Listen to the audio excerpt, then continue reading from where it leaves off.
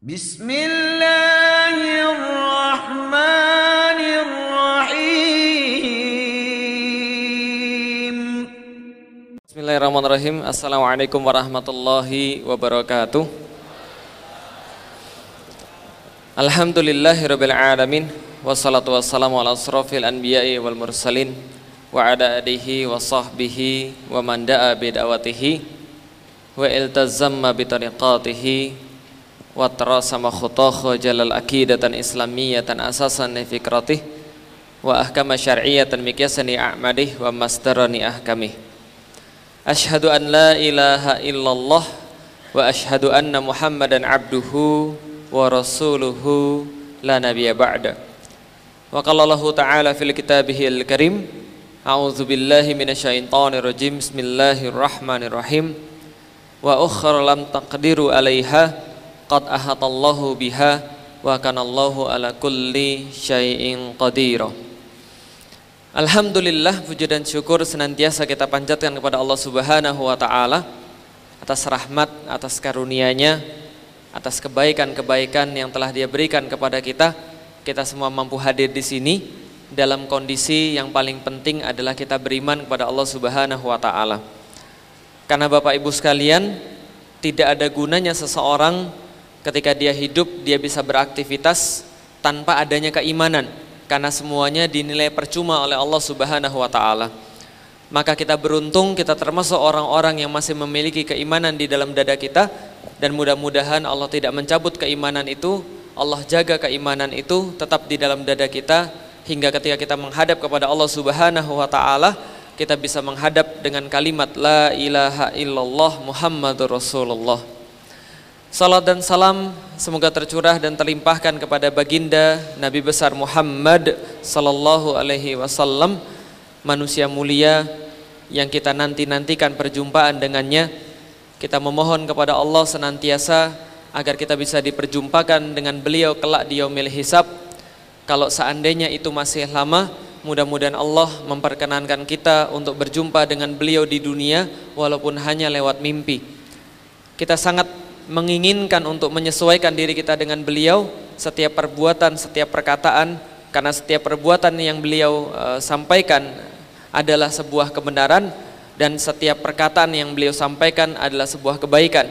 Maka mudah-mudahan kita semua termasuk umatnya, dan tidak hanya mengakui sebagai umatnya, tapi juga diakui sebagai umatnya kelak di yaumil kiamat. Amin. Alhamdulillah, Bapak Ibu sekalian yang dirahmati Allah, senang sekali pada hari ini bisa berjumpa dengan Bapak Ibu sekalian di sebuah tempat. Ini biasanya tempat untuk main futsal ya. Nah, tapi alhamdulillah ini bukan pertama kalinya pengajian di tempat futsal. Kalau saya biasanya sering sekali habis futsal terus pengajian, itu sudah sering. Karena zaman sekarang pengajian itu bisa dilakukan di mana saja asal jangan di WC ya. Nah, karena itulah namanya dakwah zaman now gitu ya, sesuai dengan anak-anak yang baru datang pada zaman sekarang. Ini katanya sekolah. Ini anak-anak sekolah yang sekolah di sini ya, di Kafilah. Oh, di sini atau di situ? Oh, di sana. Kalau sekolah di sini bukan sekolah, namanya main futsal itu ya. Lah, kalau yang hadir ini bapak-bapak ibunya atau yang lain? Bapak-bapak ibunya. Oh, ada juga umum. Yang bapak ibunya angkat tangan. Yang bapak ibunya, yang umum angkat tangan. Alhamdulillah, berarti teman-teman yang umum juga datang. Dan ini teman-teman sekalian, tadi saya baru diceritakan oleh asatis yang kemudian mengajar di sini. Memang ini sekolah sangat luar biasa. Jadi 2006 sampai sekarang berarti perkembangannya sangat cepat sekali. Mudah-mudahan kita doakan teman-teman di Kafilah ini bisa terus-menerus berkontribusi bagi umat, menanamkan Islam pada anak-anak muda pada khususnya, dan menjadi bagian daripada kebangkitan umat. Amin. Yang di depan mau saya ceritakan, ini adalah sebuah kisah tentang seorang manusia, tapi bukan manusia yang fiktif. Manusianya asli, ada. Di depan ini semua gambarnya semua gambarnya palsu kecuali satu yang asli. Yang asli pedangnya. Yang asli pedangnya, pedang ini ukurannya 1,5 meter, sekarang tersimpan di Museum Topkapi di Istanbul, Turki. Yang pernah pergi ke Topkapi tapi belum lihat pedang ini, angkat tangan. Yang pernah pergi ke Topkapi tapi belum lihat pedang ini, angkat tangan. Oh belum ya, nanti saya doain mudah-mudahan ke sana ya insya Allah. Dan teman-teman mohon maaf persiapannya tadi agak sedikit jelimet karena saya lupa memastikan ada proyektor. Jadi tadi teman-teman repot ya, termasuk tadi Bu Lili, mohon maaf merepotkan ya. Jadi ini seadanya tapi bisa kelihatan ya. Nah kalau nggak kelihatan nasib. Ibu-ibu kelihatan? Oh nggak kelihatan berarti nasib, nggak apa-apa ya. Nanti insya Allah setelah ini saya bagiin YouTube-nya supaya nanti bisa dilihat di sana seperti apa penjelasan kalau dengan pakai ini. Tapi dinikmati aja lah ibu-ibu sekalian, seolah-olah melihat ya kayak gitu ya. Karena gini, sebelum saya lanjutkan materi tadi, teman-teman sekalian, ilmu itu bukan dari saya. Ilmu itu bukan dari saya. Ilmu juga bukan karena materi saya. Jadi Anda yang bisa ngelihat ini belum tentu paham. Dan yang nggak ngelihat ini belum tentu nggak paham. Karena kenapa? Ilmu itu dari Allah, bukan dari saya. Makanya di dalam hadis Arba'in Imam Nawawi yang pertama kali disampaikan hadisnya adalah innamal a'malu binniyat. Sesungguhnya amal itu akan mendapatkan sesuatu berdasarkan niatnya. Artinya niat kita apa, itu yang kita dapat. Kalau Anda datang ke sini niatnya mau ya daripada hari Ahad nggak ada kerjaan, itulah yang Anda dapat. Ngisi waktu, ngabisin waktu. Kalau Anda niatnya ke sini tafakuh fiddin, memahami agama, belum nyampe sini juga insya Allah sudah dapat. Lah kenapa? Karena Allah yang ngasih ilmu itu. Jadi bukan karena ketemu saya, bukan karena materi saya, bukan, tapi karena Allah. Jadi ibu-ibu yang di sana, walaupun nggak lihat materi presentasinya, anggap aja lihat. Insya Allah Allah yang bagi ilmunya pada ibu-ibu sekalian. Insya Allah. Bapak-bapak yang lihat, alhamdulillah. Berarti mudah-mudahan membantu untuk meluruskan niat. Balik lagi ke depan, ini orang bukan orang yang fiktif. Ini orang nyata dan ini orang namanya Muhammad Al-Fatih. Pedangnya 1,5 meter bertuliskan dalam bahasa Arab. Kalau diartikan dalam bahasa Indonesia itu ada yang begini bunyinya. Pedang ini milik Muhammad Khan bin Murad atau Muhammad Al-Fatih yang semoga yang mendekati pedang ini adalah leher-leher orang kafir. Paham teman-teman sekalian? Begitu kemudian semangat dia ketika memperjuangkan Islam, semangat dia ketika memperjuangkan agama. Ini namanya Muhammad Al-Fatih, tokoh nyata, pahlawan beneran, superhero beneran. Gak seperti zaman sekarang superhero banyak tapi banyakan yang fiktif, banyakan yang bohongan. Coba misalnya kalau ditanya pada anak-anak, tahu superhero tahu? Kira-kira siapa aja superhero? Siapa? Batman, Superman, apa lagi? Captain America, Hulk, Thor, apa lagi? Iron Man, kan gitu kan ya? Itu semua nyata atau bohongan? Itu semua bohongan. Saya mau kasih tahu teman-teman sekalian, kalau ada filmnya, berarti di kejadian nyata nggak ada. Makanya ada filmnya. Karena film itu adalah hasil khayalan, hasil keinginan orang, karena di kenyataannya nggak ada. Contoh, negeri yang paling banyak superhero-nya negeri mana? Amerika. Kenapa Amerika banyak superhero? Karena secara penelitian, Amerika menurut peneliti adalah the most dangerous place on earth. Tempat yang paling berbahaya di seluruh dunia itu adanya di Amerika. Misal mereka katakan, setiap 30 detik sekali terjadi perampokan. Setiap 1,5 menit sekali terjadi misalnya pencurian. Setiap berapa lagi? 1,5 jam sekali terjadi pemerkosaan. Setiap beberapa hari sekali terjadi pembunuhan. Maka di Amerika itu Bapak Ibu sekalian, itu pembunuhan akibat senjata itu lebih banyak daripada terorisme yang mereka klaim kejahatan kemanusiaan. Obama pernah bilang begini, kalau Anda takut teroris, coba hitung berapa korban teroris dibandingkan korban karena Anda nembak satu sama lain. Karena di Amerika punya senjata itu adalah sesuatu yang legal. Ternyata korban karena senjata itu 1000% lebih tinggi daripada korban karena terorisme. Bisa dipahami Ibu sekalian? Berarti kalau mereka takut terorisme, yang mereka bilang Islam yang teroris, harusnya mereka lebih takut pada Amerika yang 1000% bunuhin orang dibandingkan dengan korban terorisme. Bisa dipahami sampai di sini Bapak Ibu sekalian? Oke, berarti kenapa Amerika punya banyak superhero? Karena negeri itu nggak aman. Maka mereka ngayal, enak ya kalau punya Superman, pas kita mau ditembak orang, dia tiba di tengah-tengah, pelurunya mantul, kan gitu kan ya. Enak ya kalau misalnya punya Spider-Man, nggak ada yang jambret, nggak ada yang rampok lagi. Enak ya kalau punya Wonder Woman, nah sebagainya dan sebagainya dan sebagainya. Karena di situ nggak aman, bisa dipahami teman-teman sekalian. Maka kalau ada film itu berarti kenyataannya nggak ada. Contoh, ibu-ibu sekalian, ibu-ibu pernah nonton film Korea? Senang nonton film Korea, ibu-ibu sekalian? Senang nonton film Korea? Enggak, bohong. Kemarin ada yang mati banyak yang di Instagram gitu kan ya. Oke, ibu-ibu, menurut ibu-ibu pas nonton film Korea, cowok-cowoknya romantis atau tidak? Romantis atau tidak? Kenyataannya begitu atau tidak? Kenyataannya enggak. Kenyataannya cowok Korea, cowok Jepang nggak ada yang romantis. Lah kenapa? Karena cowok Korea, cowok Jepang itu banyak bunuh diri. Paham teman-teman sekalian?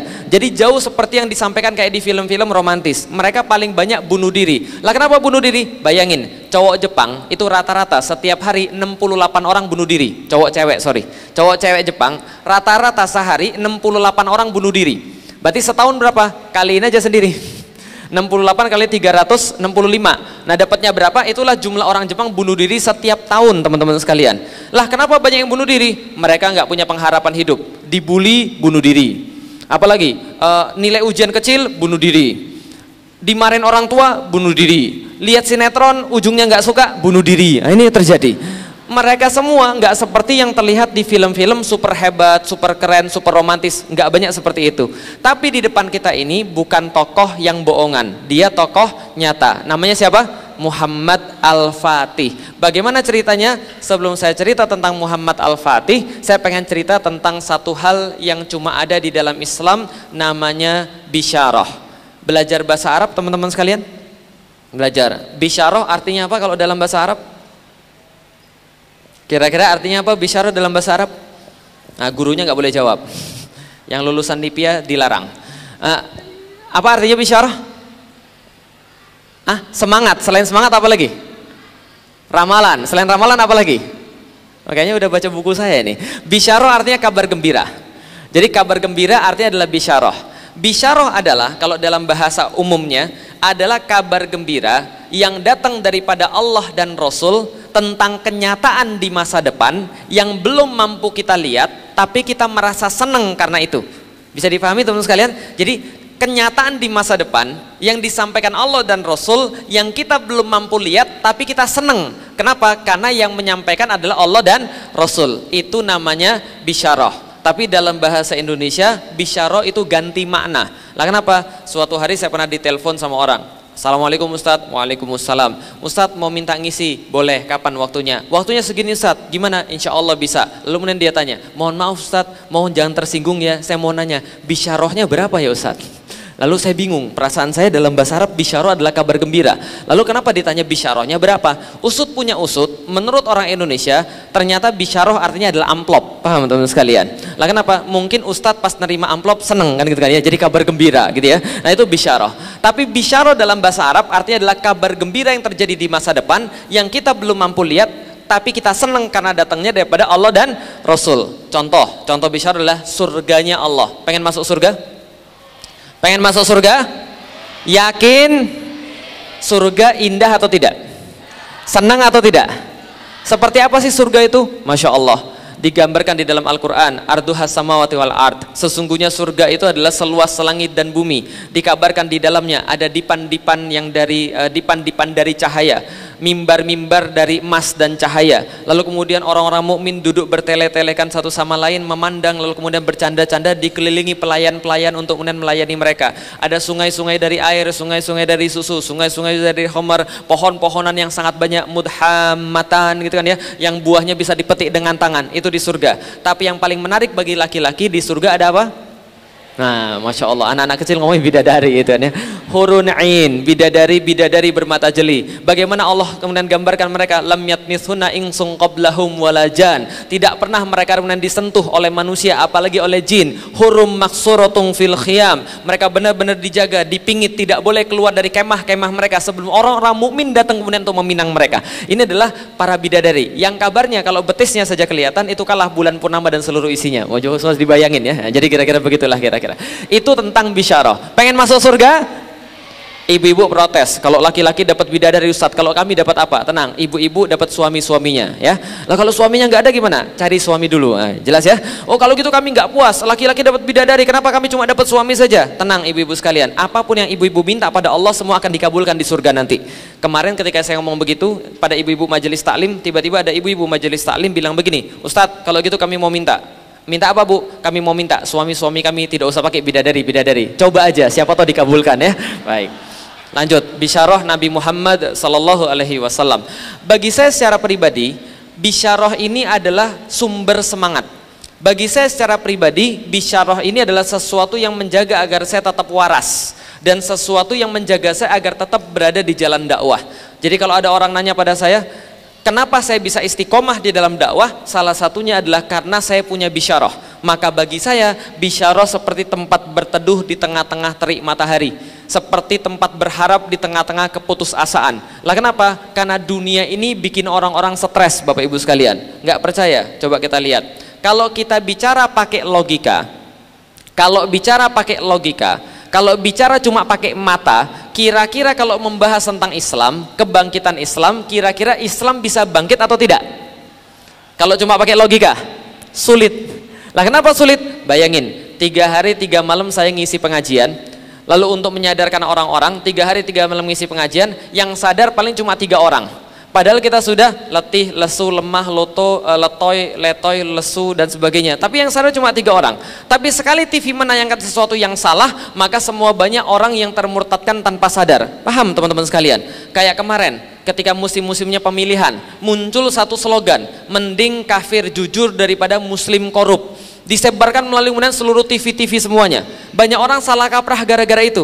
Kita dakwah mati-matian, yang sadar cuma sedikit. TV menayangkan yang salah, semuanya pada terpengaruh. Bisa difahami teman-teman sekalian? Kayaknya nggak mungkin menang kalau kita cuma bicara logika. Contoh lagi misalnya, 3 minggu setelah saya masuk Islam, bapak saya kasih tahu, Pi, Felix masuk Islam. Bapak saya bilang, kamu gila kamu Ilik ya? Enggak. Kenapa kamu masuk Islam? Karena Islam adalah agama yang satu-satunya yang benar, yang lain tidak. Bapak saya bilang, sembarangan kamu Lik. Loh kenapa sembarangan? Bapak saya nanya begini, menurut kamu yang lebih banyak nggak makan, yang muslim atau yang non muslim? Muslim Pi. Menurut kamu yang lebih banyak nggak sekolah, muslim atau non muslim? Muslim Pi. Menurut kamu yang lebih banyak nggak kerja, muslim atau non muslim? Muslim. Yang lebih banyak hilang sandal di masjid, muslim juga. Lalu dia bilang, kenapa kamu masuk Islam? Padahal kemudian kenyataannya begitu. Saya bilang sama bapak saya begini, Pi, itu bukan Islam, itu Muslim. Muslim sama Islam beda. Islam itu ajarannya, Muslim itu orangnya. Masalahnya pada zaman sekarang, Muslim banyak nggak mau belajar tentang Islam. Bapak saya bilang, kamu ngaco kamu. Baru masuk Islam merasa sok tahu bahwa semua Muslim nggak ada yang paham Islam. Saya bilang sama bapak saya, papi tes aja kalau nggak percaya. Temu di jalan 10 orang Muslim, tanya sama mereka, berapa yang sholat? Nah kalau ada yang sholat di situ, tanya sama mereka, hafal Al-Fatihah nggak? Kalau hafal Al-Fatihah, tanya sama mereka, benar nggak cara bacanya? Kalau benar cara bacanya, tahu nggak artinya?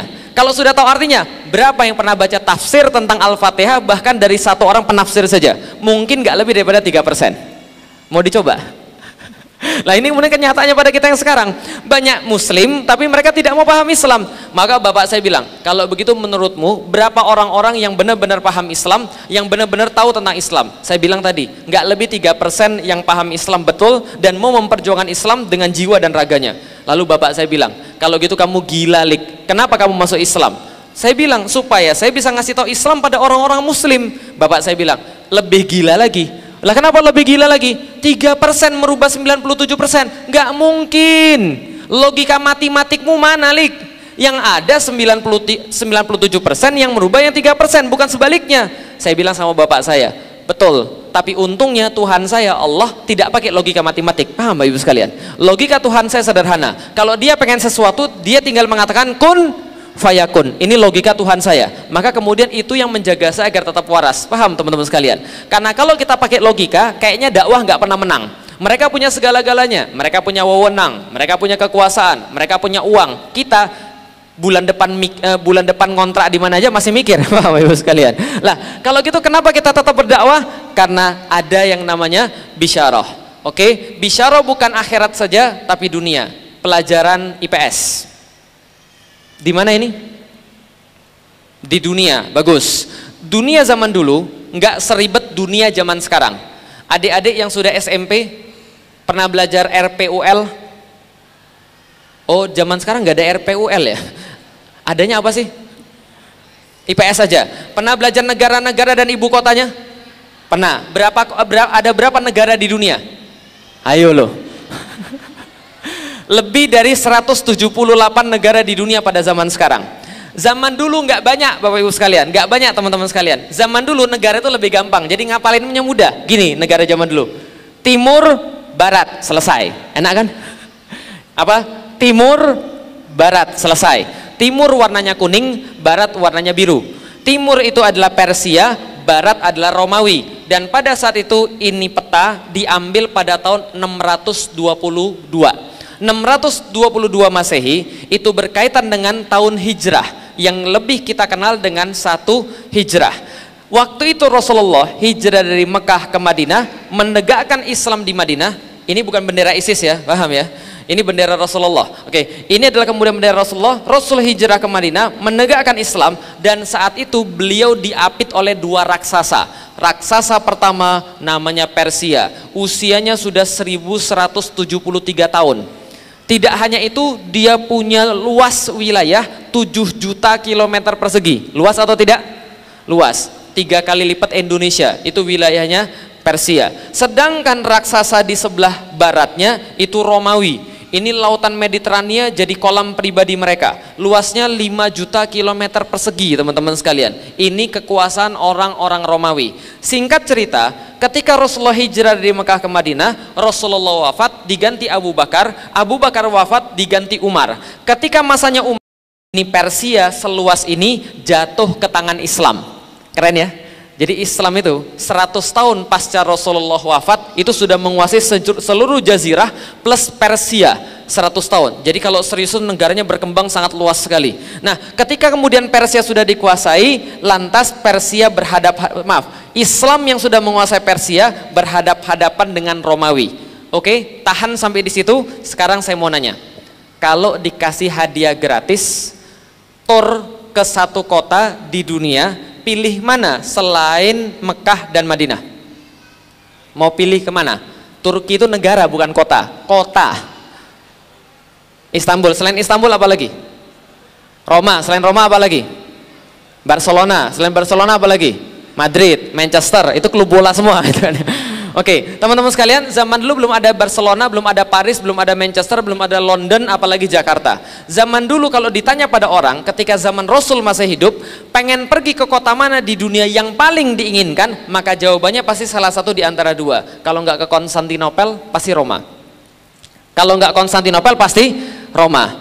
Konstantinopel ini apa? Ibu kota daripada Romawi sebelah timur. Roma, ibu kota dari Romawi sebelah barat. Berarti ada 2 kota yang menjadi kota terindah sekaligus kota paling keren di dunia. Yang pertama namanya Konstantinopel, yang kedua namanya, kenapa Konstantinopel? Nih teman-teman sekalian, Konstantinopel, sebuah kota yang kabarnya di dalam kota itu terdapat gereja yang jumlahnya lebih banyak daripada jumlah hari dalam setahun. Setiap jalan-jalan di kota Konstantinopel diperkeras dengan batu porfiri dan batu marmer. Lurusan mana saja, kiri kanannya ada bangunan-bangunan yang megah sekali berjejer di sebelah kiri dan kanan jalan itu. Dan yang paling penting, di tengah-tengah daripada kota itu ada sebuah bangunan terbesar di dunia, sebuah gereja Katolik Ortodoks, menggambarkan hegemoni mereka yang sangat kuat sekali, namanya Hagia Sophia. Hagia Sophia ini segede Istiqlal, bahkan lebih gede daripada Istiqlal, Bapak Ibu sekalian. Itu kubahnya terbesar di dunia selama 1000-an tahun, dan banyak orang pengen pergi ke sana. Seorang pengembara dari Rusia, 3 bulan jalan kaki dari Rusia pergi ke Konstantinopel. Sampai di Konstantinopel dia tulis dalam buku catatan hariannya, kami pergi ke Konstantinopel langsung menuju ke gereja Hagia Sophia. Ketika masuk ke Hagia Sophia, maka dia tulis dalam catatannya, kami tersesat. Kenapa tersesat? Kami tersesat, kami tidak tahu lagi kami masih di dunia atau kami sudah sampai di surga, kata mereka begitu. Lalu kenapa? Saking indahnya Hagia Sophia itu. Bayangkan, segede Istiqlal bahkan lebih gede, itu setiap dinding-dindingnya dihiasi dengan batu-batu permata yang berkilauan satu sama lain, mosaik-mosaik dari emas. Ketika cahaya turun dari atas, itu berkilauan seluruh tempat. Ini adalah Hagia Sophia, sangat indah sekali pada masanya. Yang kedua, kota Roma, teman-teman sekalian. Kalau bukan gara-gara Konstantinopel, pasti kota Roma sudah menjadi kota paling indah yang pertama di dunia. Lah kenapa? Di kota Roma ada ratusan alun-alun. Kalau di Jakarta ada berapa alun-alun? Jakarta nggak ada alun-alun. Kalau di Jawa satu kota ada berapa alun-alun? Ya 1, 2, paling 3 atau 4 kan gitu kan ya. Tapi di sana ada ratusan alun-alun, diperkeras dengan batu-batu juga, dan di setiap alun-alun ada minimal 3 sampai 4 air mancur. Dan setiap air mancur di kota Roma sampai detik saya berbicara itu bisa diminum langsung airnya. Jadi bayangin ya, air mancur airnya bisa langsung diminum. Itu di setiap kota Roma semuanya seperti itu. Lah kenapa? Diambil langsung dari pegunungan-pegunungan ke sana, dan sampai sekarang masih menjadi simbol Kristen Katolik di dunia. Berarti ada 2 kota yang disebutkan 2 kota paling indah. Yang pertama kota, yang kedua kota Oke, tahan sampai di situ. Kita balik lagi di zamannya Rasulullah Sallallahu Alaihi Wasallam 5 Hijriah, ada satu perang yang termasuk yang paling berat di dalam Islam. Tahun 5 Hijriah. Perang apa namanya? Badar, salah. Perang apa namanya? Uhud, salah. Perang apa namanya? Khandaq, betul. Atau perang Parit. Di dalam Al-Quran namanya perang Ahzab. Makanya dalam surat ke-33, surat Al-Ahzab. Artinya Al-Ahzab apa? Artinya adalah koalisi. Al-Ahzab artinya koalisi. Karena hizb itu kelompok, Ahzab jamaknya koalisi. Maksudnya apa? Orang-orang kafir Quraisy berkoalisi dengan orang munafik, berkoalisi dengan orang-orang Nasrani, berkoalisi dengan orang-orang Yahudi, kumpulkan pasukan terbesar pada zamannya menyerang Madinah, mau membunuh Muhammad dan menghancurkan Islam. Berapa yang mereka kumpulkan? Yang mereka kumpulkan 10.000 orang. 10.000 orang jalan dari Mekah ke Madinah menghancurkan Islam niatnya. Tapi 5-6 hari lagi pas mau nyampe, mereka ketahuan oleh intelijennya Rasulullah Sallallahu Alaihi Wasallam. Lah kenapa? Intelijen Rasul canggih luar biasa. Siapa intelijennya? Malaikat Jibril. Paham teman sekalian? Malaikat Jibril kasih tahu pada Rasulullah, wahai Rasulullah, ini 5-6 hari lagi ada yang mau datang ke Madinah. 10.000 orang jumlahnya. Coba persiapkan melawan mereka. Langsung Rasul kumpulin para sahabat lalu tanya, kumpulkan para sahabat, lalu hitung jumlah mereka ada berapa. Lantas mereka bilang, ya Rasul, jumlah yang siap perang di antara kita ada 3.000 orang. Coba lihat, secara logika 3.000 lawan 10.000, yang menang siapa? Secara logika 10.000, hitungan matematik yang menang siapa? 10.000. Tapi Rasul tidak menyerah. Rasul bilang, gak apa-apa, mereka 10.000, kita 3.000. Ada usul gak gimana caranya lawan mereka? Maka Salman Al-Farisi angkat tangan, ya Rasulullah, aku ada ide. Bagaimana Salman? Dulu pas kami di Persia, kalau kami lawan jumlah pasukan yang lebih banyak daripada kami bangun parit. Jadi kami gali tanah, lalu kemudian tanahnya kami taruh ke atas, sehingga kami punya bukit buatan dan ada lubang parit. Maka kami menempatkan pasukan pemanah di atas, panah mereka ke bawah, kita bisa jadi menang karena kita punya tempat yang lebih tinggi. Tapi saya pesimis karena jumlah mereka jauh lebih banyak. Rasul katakan, gak apa-apa, ini strategi yang bagus, yang tidak pernah dicoba oleh masyarakat Arab pada zamannya. Coba strategi ini, kita buat parit. Maka disepakatilah buat parit sepanjang 8 km, Bapak Ibu sekalian. 8 km parit mengelilingi sebelah utara Madinah, yang lainnya dikelilingi oleh bukit-bukit semuanya, teman-teman sekalian. Paritnya 8 km. Ngomong-ngomong, kalau di Jakarta 8 km itu dari mana ke mana? 8 km di Jakarta dari mana ke mana? Oh tenang, saya sudah ngitung. Dari Cawang ke Semanggi itu 8 km. Panjang atau tidak? 8 km gali parit, dan paritnya itu harus spesifik. Kata Salman, ya Rasulullah, paritnya harus lebarnya 5 meter, dalamnya 3 meter. Kenapa harus lebarnya 5 meter, dalamnya 3 meter? Supaya kuda nggak bisa lompat. Kalau kuda nekat lompat jatuh, nggak bisa naik lagi ke atas. Bisa dipahami teman-teman sekalian. Dan gali paritnya di tanah Arab, bukan di tanah Indonesia. Kalau di tanah Indonesia gali parit gampang, pakai cangkul selesai. Pernah pergi ke Arab? Insya Allah saya doain, mudah-mudahan kalau emang aminin, insya Allah mudah-mudahan sekali aja minimal pas hidup umroh, amin. Pas kalau pergi ke Arab, lihat tanahnya. Kalau sudah lihat tanahnya, coba bayangin, itu dicangkul atau diapain? Kira-kira bisa nggak dicangkul? Nggak bisa, dilembing, pakai lembing. Tahu lembing? Jadi dipecahin pakai lembing, batunya diangkat ke atas. Antum coba bayangin, kerja kayak begitu panas luar biasa. Arab bisa sampai 40-45 derajat Celcius, kerja kayak gitu, dan kemudian 5-6 hari lagi kemudian harus selesai parit yang 8 km itu, dan mereka mengerjakannya. Makannya apa? Nih makanya menurut salah satu riwayat, para sahabat berjejer, berbaris, mencelupkan tangannya ke dalam air, lalu angkat tangannya dari air, lalu dicelupkan lagi ke gandum. Maka berapa gandum yang lengket di tangan, itulah dijilat untuk seharian. Nah, untuk sekalian. Jadi makanya cuma gandum dijilat untuk seharian. Nah, dalam kondisi seperti itu parah luar biasa, maka mereka semuanya menggali parit itu, dan mereka menggali parit pada saat itu banyak tekanan, sehingga ketika banyak tekanan, banyak yang mau pulang, banyak yang mau kabur. Alasannya begini, ya Rasulullah, saya mau pulang dulu ya. Lah kenapa? Ini anak-anak saya pada belum makan. Bukannya di dalam Islam memberi makan adalah haknya anak dan kewajibannya orang tua. Maka saya pulang dulu. Pulang, kabur, nggak balik lagi.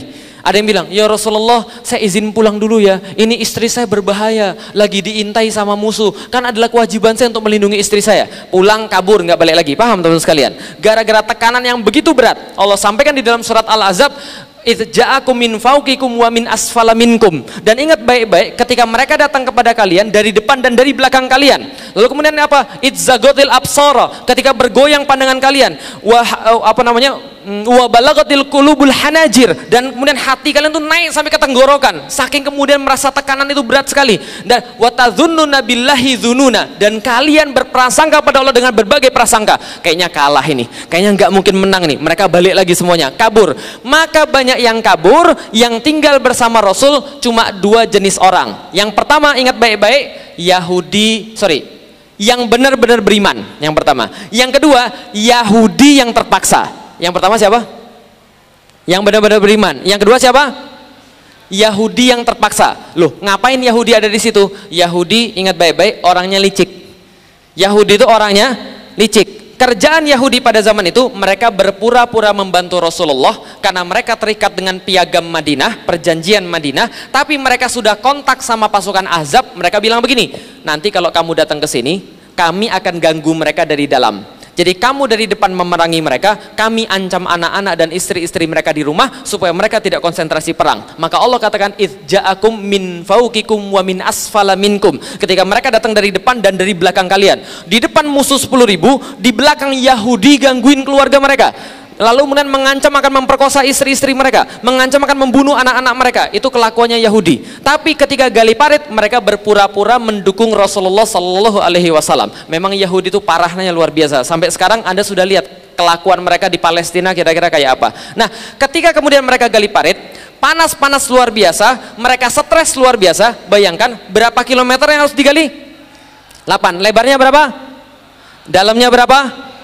Lalu kemudian makannya gimana?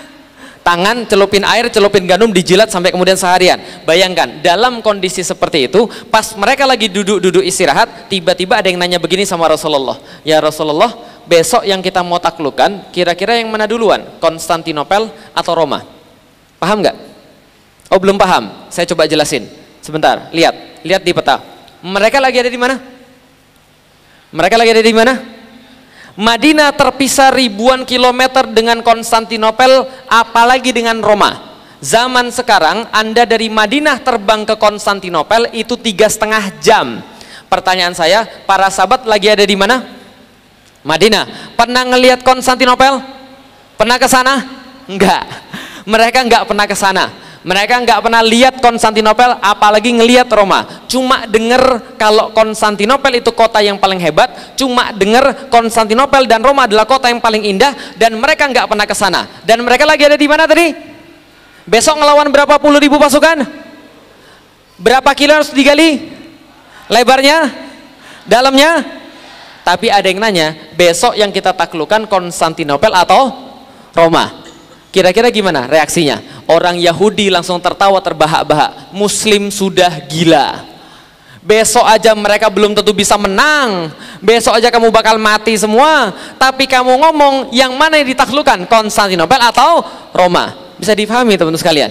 Lalu kemudian jawaban Rasulullah Sallallahu Alaihi Wasallam lebih membuat kaget orang-orang Yahudi. Apa jawaban Rasul? Ini jawaban Rasulullah.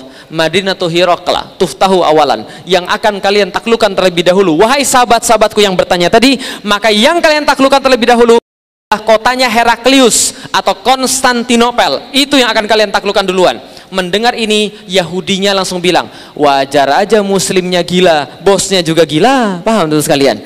Lah kenapa? Karena pada dasar itu Yahudi berkata begini. Dalam Sirah Ibnu Ishaq dikatakan Muhammad sudah gila, kata Yahudi. Kenapa? Karena Muhammad berbicara tentang penaklukan kota-kota di Persia, penaklukan kota-kota di Konstantinopel. Pada hari ini pun mereka tidak sempat untuk pergi ke WC gara-gara gali parit. Bisa difahami teman sekalian?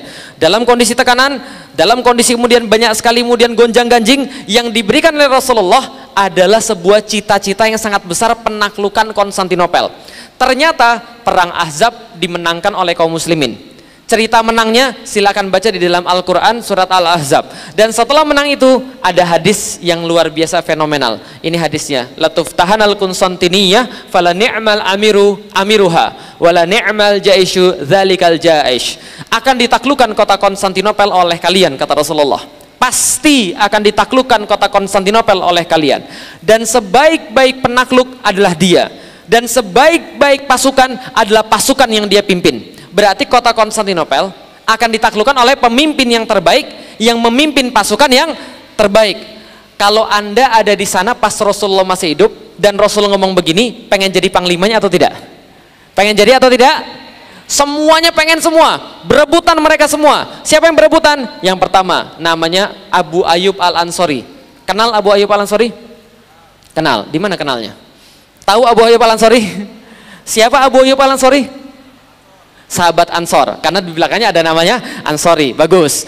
Abu Ayyub Al-Ansori adalah sahabat yang besar di zaman Rasulullah. Bukan besar badannya, besar namanya. Lah kenapa? Rasulullah ketika hijrah dari Mekah ke Madinah, beliau nggak punya rumah. Kalau Rasulullah hijrah dari Mekah ke Jakarta, taruhlah misalnya, lalu kemudian pas di Jakarta Anda sambut, Tola al-badru alaina, Anda sambut semua. Mau nggak rumah Anda diinepi oleh Rasulullah? Mau nggak rumah Anda diinepi oleh Rasulullah?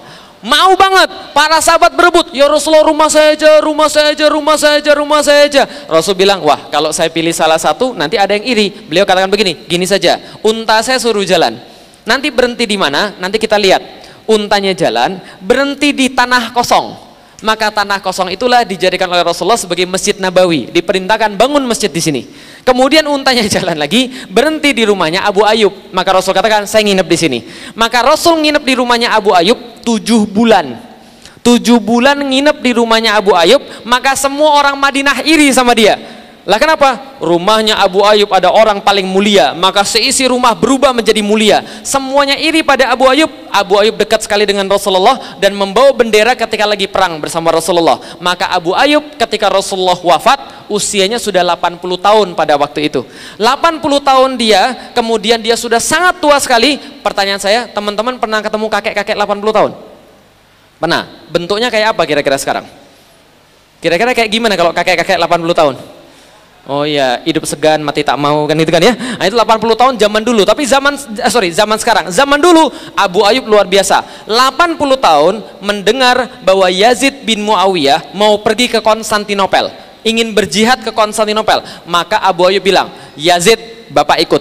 Yazid bilang, jangan Pak, Bapak sudah tua Pak, nanti ngerepotkan Pak. Jangan Pak. Enggak, Bapak mau ikut. Jangan Pak, biar yang muda-muda saja Pak, biar kami saja. Enggak, Bapak mau ikut. Yazid nanya, emang ada apa sih Pak? Kenapa Bapak pengen ikut sekali untuk berjihad ke Konstantinopel? Lalu Abu Ayyub mengatakan, karena saya punya janji pada Rasulullah yang belum sempat saya tunaikan. Janjinya apa Pak? Rahasia. Pokoknya saya mau ikut. Dibawa dia di tengah jalan sekarat. Ketika sekarat, Abu Ayyub bilang begini pada Yazid, Yazid, mohon mayatnya Bapak jangan ditanam sembarangan, jangan dimakamkan sembarangan. Tolong mayat Bapak nanti kalau sudah meninggal, bawa ke atas kuda yang paling cepat dan paling kuat, larikan ke arah Konstantinopel, makamkan mayat saya yang paling dekat dengan tembok Konstantinopel, supaya saya bisa menunaikan janji saya pada Rasulullah. Apa janjinya Bapak? Saya pernah berkata pada Rasulullah ketika Rasulullah masih ada, ya Rasulullah, aku pengen mendengarkan gemerincing pedang dan derap kaki kuda pasukan-pasukan yang menaklukkan Konstantinopel. Maka makam Abu Ayyub akhirnya kemudian dimakamkan tepat di depan tembok Konstantinopel yang sampai sekarang masih ada di situ, Ibu sekalian. Ini makamnya Abu Ayyub sebenarnya di sana. Lah, setelah Abu Ayyub dimakamkan, pasukan Abu Ayyub kalah. Maslamah bin Abdul Malik tahun 717 bawa 120.000 pasukan, kalah total. Lah kenapa? Karena mereka tidak mempertimbangkan musim salju, kedinginan habis. Kemudian Khalifah Harun al-Rasyid kalah, Bayezid pertama kalah, Murad kedua kalah, nggak bisa menaklukkan semua. Lah kenapa? Kota Konstantinopel sangat kuat sekali. Kuatnya kayak apa? Nih kuatnya Ibu sekalian. Balik lagi ke peta sejarah. Peta mana ini? Nah ini IPS-nya kayaknya nyogok semua ini. Peta mana ini? Turki, betul. Sebagian betul, sebagian salah. Ini Selat Bosforus. Selat Bosforus pemisah antara Asia dan Eropa. Jadi kalau ini Selat Bosforus, ini Selat Dardanel, maka sebelah sini ini Asia, sebelah sini ini Eropa. Bisa dipahami? Jadi pemisah antara Asia dan Eropa itu cuma Selat Bosforus. Konstantinopel di sini, yang sekarang jadi Istanbul. Jadi Istanbul itu satu-satunya kota yang terletak di antara dua benua, yaitu adalah Eropa dan Asia. Maka Napoleon Bonaparte, penakluk dari Prancis, pada tahun 1700-an dia bilang begini, kalau saya menguasai seluruh dunia, kalau saya menguasai seluruh dunia, maka ibu kotanya yang paling pantas pasti ada di Konstantinopel. Saking kerennya kota ini. Bagaimana kotanya? Nih kotanya Ibu sekalian. Bentuknya kayak segitiga. Sebelah selatan Laut Marmara, sebelah timurnya Selat Bosforus tadi, sebelah utaranya Teluk Tanduk Emas, sebelah baratnya tembok yang sangat kuat. Orang-orang bilang, kami bersumpah bahwa kota ini lebih indah daripada kota-kota yang lain. Itu sudah terkenal dari penulis-penulis zaman dulu. Ini kota Konstantinopel. Yang menaklukkan siapa? Nih yang menaklukkan, namanya Muhammad II bin Murad, atau yang nanti lebih kita kenal dengan nama Muhammad Al-Fatih. Dan ini gambarnya dia ketika dia menaklukkan kota Konstantinopel, ketika digambar oleh pelukis Itali namanya Gentile Bellini. Kira-kira kalau lihat wajahnya, ini wajah dia ketika menaklukkan Konstantinopel. Kalau lihat wajahnya kira-kira umurnya berapa? Kalau lihat wajahnya, kalau lihat gambar ini, umurnya kira-kira berapa? 40 salah, 50 salah, 30 bukan, 70 salah, 12 berapa? 21 tahun. Usianya ketika menaklukkan Konstantinopel usianya 21 tahun. Hah? 21 tahun udah jenggotan begitu? Iya, karena dia orang Turki, paham? Kalau orang Cina nggak punya jenggot, jadi jangan banyak tanya. Kadang-kadang ada yang sadis bilang sama saya, Ustadz kok nggak punya jenggot? Berarti Ustadz tidak sunnah. Lah kenapa? Kalau sunnah itu berarti memelihara jenggot. Saya bilang bukan nggak sunnah, rezeki saya cuma segini, paham teman sekalian? Kalau rezeki yang lain bisa jadi banyak. Enggak Ustadz, pakai obat penumbuh jenggot. Sudah saya coba, sudah saya olesin. Yang numbuh bukan di sini, numbuhnya di sini. Oh enggak, itu guyonan saja ya. Oke, ini namanya Muhammad II bin Murad atau Muhammad Al-Fatih. Perhatian ibu-ibu dan bapak-bapak yang mau mendidik anaknya, mumpung anak-anaknya masih yang begini-begini masih muda, ini penting sekali. Bagaimana cara Muhammad Al-Fatih menyekolahkan bagaimana cara bapaknya Muhammad Al-Fatih menyekolahkan anak-anaknya? Pertama, dia memilihkan kepada anak-anaknya guru-guru yang paling hebat pada zamannya. Memilihkan apa? Guru-guru yang paling hebat pada zamannya. Hati-hati, zaman sekarang orang Indonesia salah kaprah tentang pendidikan. Mereka menyekolahkan anaknya bukan pada guru, tapi pada gedung, tapi pada kurikulum. Paham teman-teman sekalian? Bedanya apa? Nih bedanya, saya kasih tahu. Salahnya orang Indonesia menganggap pendidikan adalah transfer of knowledge, adalah transfer pengetahuan. Bukan. Pendidikan bukan transfer of knowledge. Pendidikan itu adalah transfer of karakter. Transfer apa? Transfer karakter. Kenapa bukan transfer of knowledge? Karena kalau cuma transfer of knowledge, Google tahu lebih banyak daripada guru-guru Anda, betul? Jadi kalau cuma transfer of knowledge, nggak usah pakai guru, Google sudah bisa. Tapi kalau transfer of karakter, itu hanya bisa dilakukan oleh ulama, hanya bisa dilakukan oleh orang-orang yang punya ilmu, orang-orang yang memahami agama. Bisa dipahami teman-teman sekalian? Maka ulama-ulama zaman dulu bilang, kami belajar adab 40 tahun, belajar ilmu cuma 4 tahun. Zaman sekarang orang belajar ilmu tapi nggak punya adab. Bisa dipahami sekalian? Baca Google dapat dalil, gurunya didebat, Masya Allah.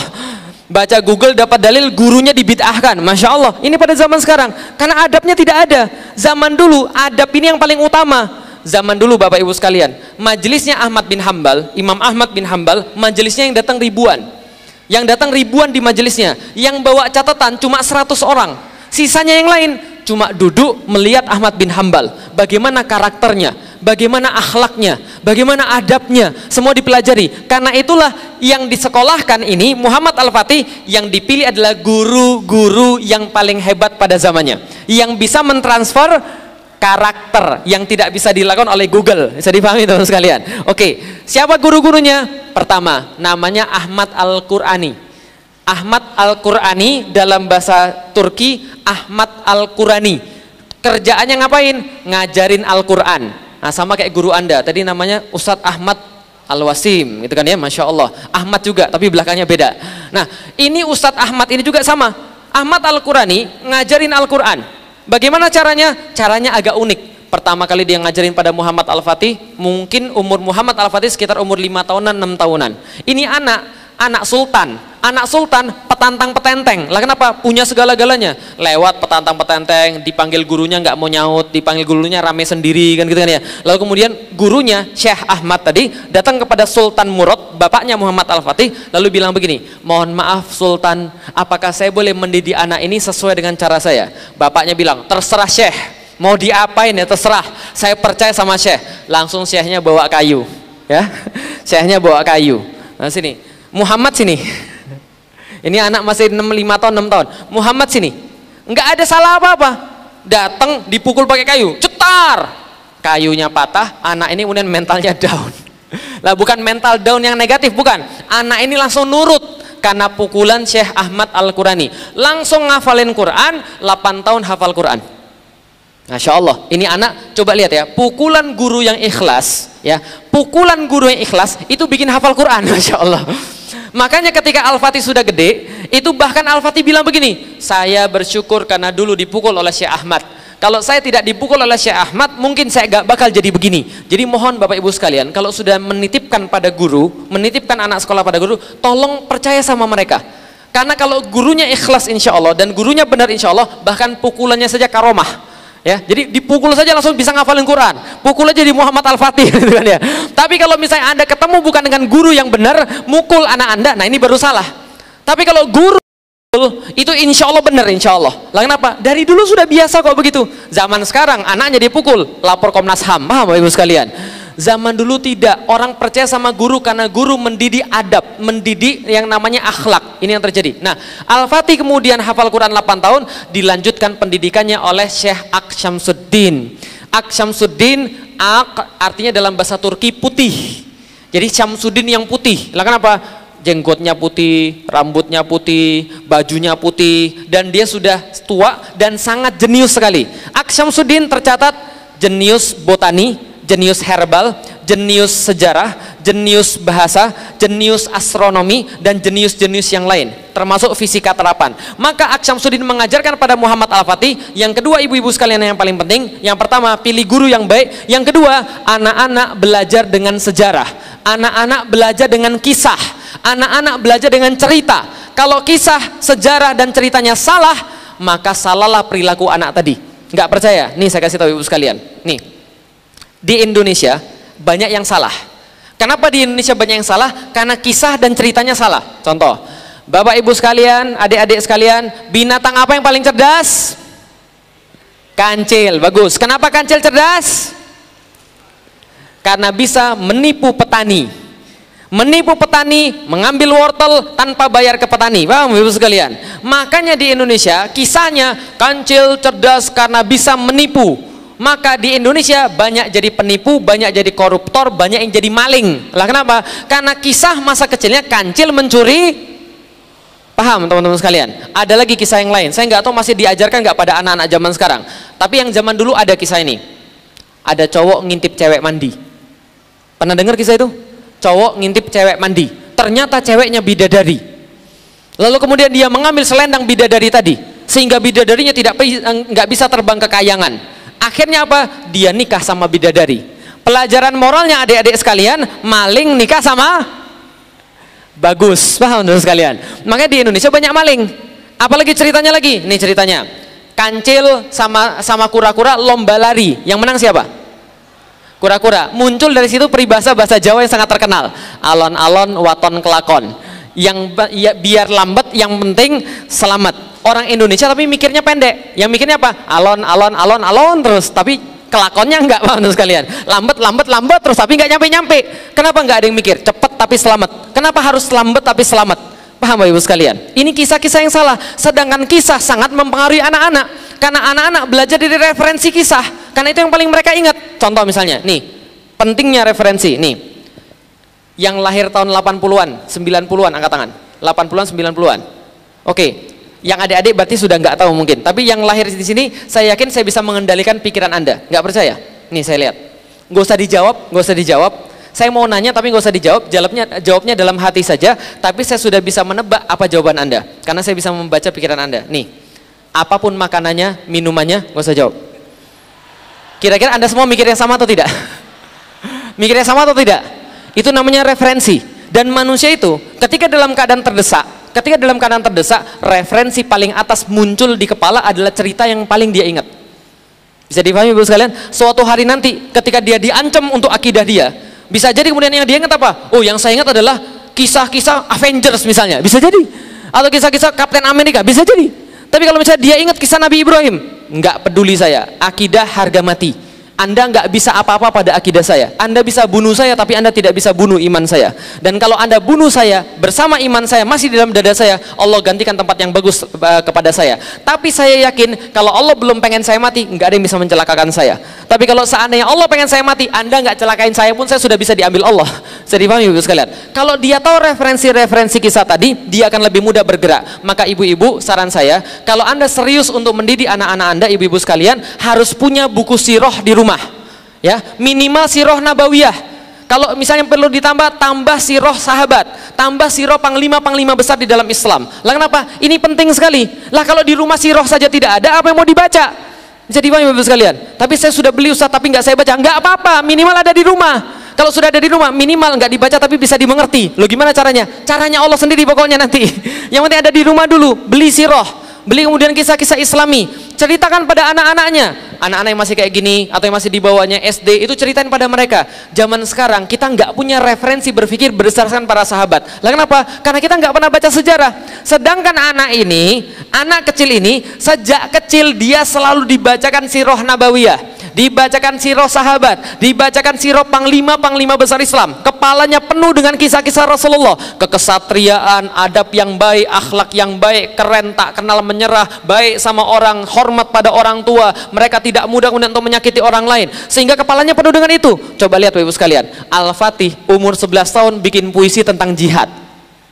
Berapa tahun? 11 tahun, bikin puisi tentang jihad. Anak kita zaman sekarang 11 tahun bikin puisi tentang apa? Nembak cewek. Ya Allah, nggak diterima, naik tower BTS, ngancem bunuh diri, kan itu kan ya.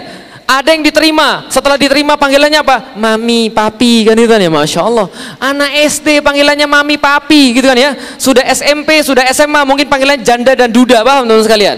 Sudah kuliah, almarhum dan almarhumah, kan itu kan ya. Ini pada zaman sekarang. Lah kenapa zaman sekarang banyak yang baper? Karena nontonnya ganteng-ganteng sering gila, paham teman-teman sekalian. Itu masalahnya antum, gitu kan ya, nggak punya referensi yang bermutu gitu loh maksudnya.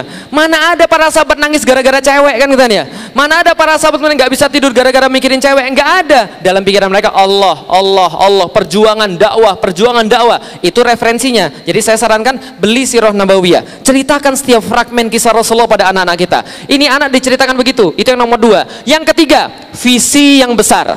Suatu hari Aksyamsuddin datang pada Muhammad kecil lalu bilang, "Dik, sini Dik." Ditunjukkan dari kejauhan Hagia Sophia. Lantas kemudian Aksyamsuddin bertanya pada Muhammad kecil ini, "Muhammad, yang kamu lihat apa?" "Konstantinopel, Guru." Konstantinopel itu apa? Sebuah negeri, sebuah kota yang bakal kita taklukkan suatu saat nanti. Maka Aksyamsuddin berkata, "Bapakmu sudah pernah ke sana dan bapakmu gagal. Kakekmu pernah ke sana, kakekmu gagal. Buyutmu pernah ke sana dan buyutmu gagal. Dan tahukah Muhammad, Rasulullah menjanjikan penakluk kota itu adalah penakluk yang terbaik, yang memimpin pasukan terbaik. Dan tahukah engkau Ananda, saya selalu berdoa malam hari ketika bertahajud.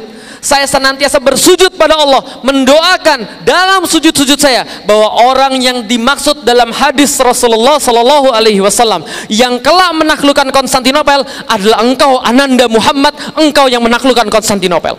Maka kemudian Muhammad Al-Fatih dari kecil yakin betul, saya adalah orang yang dimaksud untuk menaklukkan Konstantinopel. Maka dia ketika sudah yakin, sudah punya visi, nggak main-main. Apa hasilnya? Ini hasilnya teman-teman sekalian. Menguasai 8 bahasa ketika berumur 16 tahun. Berapa bahasa? 8 bahasa ketika berumur berapa? 16 tahun. Anda sekarang sudah berumur berapa tahun? 11 tahun. Udah berapa bahasa yang dikuasai? Yang bapak-bapak udah berumur berapa? Lebih daripada 16 tahun. Berapa bahasa yang dikuasai? Oh alhamdulillah 4 Ustadz, bahasa Indonesia, bahasa Inggris, bahasa daerah, dan bahasa isyarat, alhamdulillah ya. Tapi dia 8 bahasa ketika berumur 16 tahun, dan semuanya bahasa internasional. Dan dia menjadi sultan ketika berumur 12 tahun, yang paling luar biasa semenjak balik hingga meninggal, dia tidak pernah meninggalkan sekalipun sholat rawatib dan sholat tahajud. Lah kenapa? Dia punya permintaan besar pada Allah. Apa permintaannya? Menaklukkan kota Konstantinopel. Maka dia tahu dari hadis Rasulullah, penakluk Konstantinopel adalah penakluk terbaik. Maka dia tahu kalau mau menjadi penakluk terbaik harus paling dekat dengan Allah. Kalau paling dekat dengan Allah harus dengan sunnah-sunnah nawafil. Maka dia tidak tinggalkan salat rawatib, dia tidak tinggalkan salat tahajud. Kenapa? Dia punya permintaan pada Allah. Nggak seperti orang Indonesia. Sekali lagi bahas kesalahan orang Indonesia. Apa salahnya? Nazar orang Indonesia ngancem dan maksa. Dua-duanya jadi satu. Coba lihat bagaimana nazar orang Indonesia. Satu, ya Allah kalau saya diterima kerja, nanti saya akan puasa 3 hari berturut-turut. Satu lagi, ya Allah aku senang banget sama dia, ya Allah senang banget sama dia. Kalau aku jadian sama dia, ya Allah nanti aku akan sedekah 10 juta. Pertanyaan saya, itu nazar atau ngancem? Nazar atau ngancem?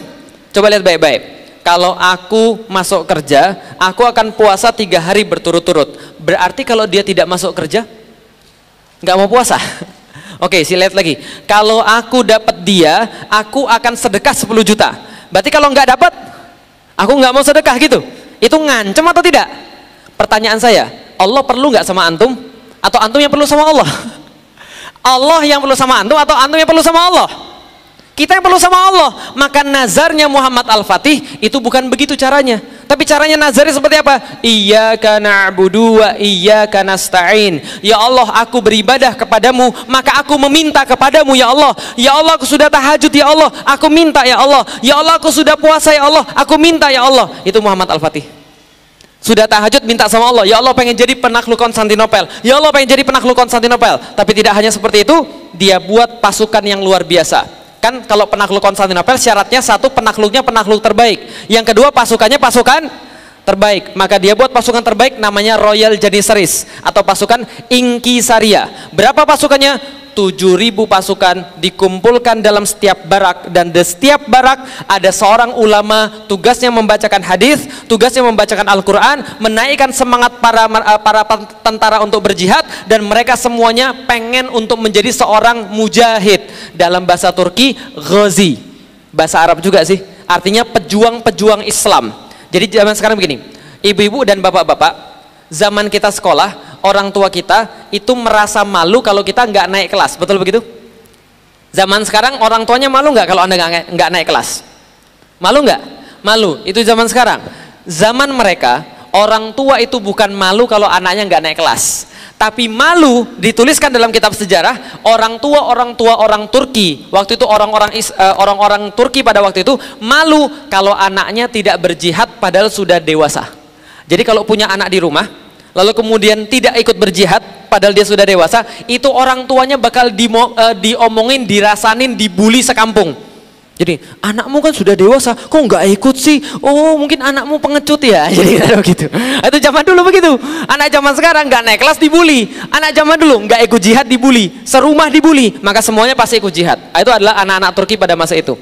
Ada seorang Prancis menceritakan bagaimana hebatnya tentara ini. Mereka bilang begini, pantas aja orang Islam menguasai dunia. Lah kenapa? Pasukan-pasukan Islam itu kalau pergi perang kayak pergi kondangan. Pernah pergi kondangan? Kalau orang kondangan duluan atau belakangan? Kalau orang kondangan duluan atau belakangan? Duluan. Kalau belakangan apa yang terjadi? Makanannya habis. Sama mereka juga sama. Jadi pergi perang kayak pergi kondangan. Dibentuk pasukan luar biasa menguasai Konstantinopel kemudian secara geopolitik. Oke, balik lagi ke peta. Di mana ini? Istanbul, bagus. Selat Bosforus. Selat Bosforus, Istanbul bentuknya kayak apa tadi? Oke, lihat nih, ini segitiganya nih. Nah, ini segitiganya. Al-Fatih bilang begini, kenapa zaman dulu sultan-sultan tidak bisa menaklukkan Konstantinopel? Karena Selat Bosforus nggak ditutup. Kalau nggak ditutup, bala tentara datang dari sana, bala bantuan datang dari sana, maka kita susah menaklukkan Konstantinopel. Maka Selat Bosforus harus ditutup. Gimana caranya? Caranya gampang, kata Muhammad Al-Fatih. Dulu buyut saya bangun benteng di sini. Namanya Anadolu Hisar. Anadolu artinya Asia Kecil, Anatolia. Hisar artinya benteng. Benteng yang terletak di wilayah Asia, wilayah kaum muslim. Maka Al-Fatih bilang, kita harus bangun benteng di seberangnya supaya bisa kita tutup kayak gerbang. Maka bentengnya direncanakan namanya Rumeli Hisar. Rumeli artinya Romawi, Hisar artinya benteng. Maka dibuatlah begitu. Tapi ketika rencana ini kedengaran oleh Kaisar Konstantinopel, Kaisar tulis surat lalu bilang begini, woi, kamu ini anak siapa?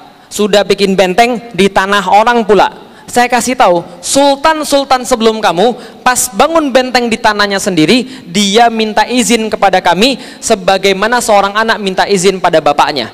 Engkau sudah tidak pakai izin, bikin benteng di tanah orang pula. Al-Fatih balas surat itu begini, saya kasih tahu, wilayahmu adalah Konstantinopel yang engkau lindungi dengan pagar-pagarmu saja. Selain itu bukan wilayah siapapun. Kalau aku pengen bangun benteng di sana, itu urusanku. Kalau kamu menyebutkan tentang sultan-sultan sebelum aku, ketahui sultan yang sekarang berbeda dengan sultan yang kemarin. Yang tidak bisa mereka lakukan, bisa saya lakukan. Yang tidak bisa mereka selesaikan, bisa saya selesaikan. Jangan sekali-kali menyuruh orang ke sini lagi. Kalau kamu menyuruh orang ke sini lagi, mereka tidak akan pulang dalam keadaan hidup. Diancam, sudah diancam, nggak berani lagi ada yang datang. Ini pembangunannya, rencananya begini. Ini benteng punya buyutnya, ini bentengnya Muhammad Al-Fatih. Aslinya kayak apa? Ini aslinya Bapak Ibu sekalian, Anadolu Hisar. Dibangun oleh Bayezid 1393 sampai 1394, tinggi bentengnya 25 meter. Ini gedenya, ini mobil bila dibandingkan dengan bentengnya. Gede?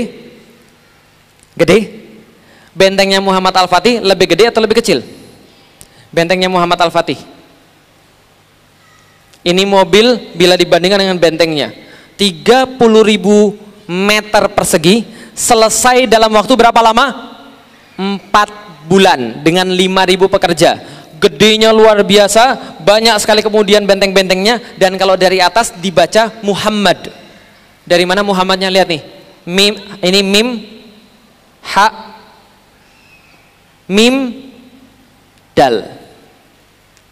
Muhammad itu seperti namanya dan nama Rasul yang dia kagumi, gitu kan ya. Oke, sudah terbangun benteng semua, tapi anak muda tetap punya masalah. Apa masalah Muhammad Al-Fatih? Ada tembok yang tidak bisa dirubuhkan sudah ribuan tahun, namanya tembok Konstantinopel. Lah kenapa nggak pernah dirubuhkan? Dibuat tahun 300, tapi tahun 1400 belum pernah hancur. 1123 tahun perfect. Berapa lama? 1123 tahun. Lah kenapa?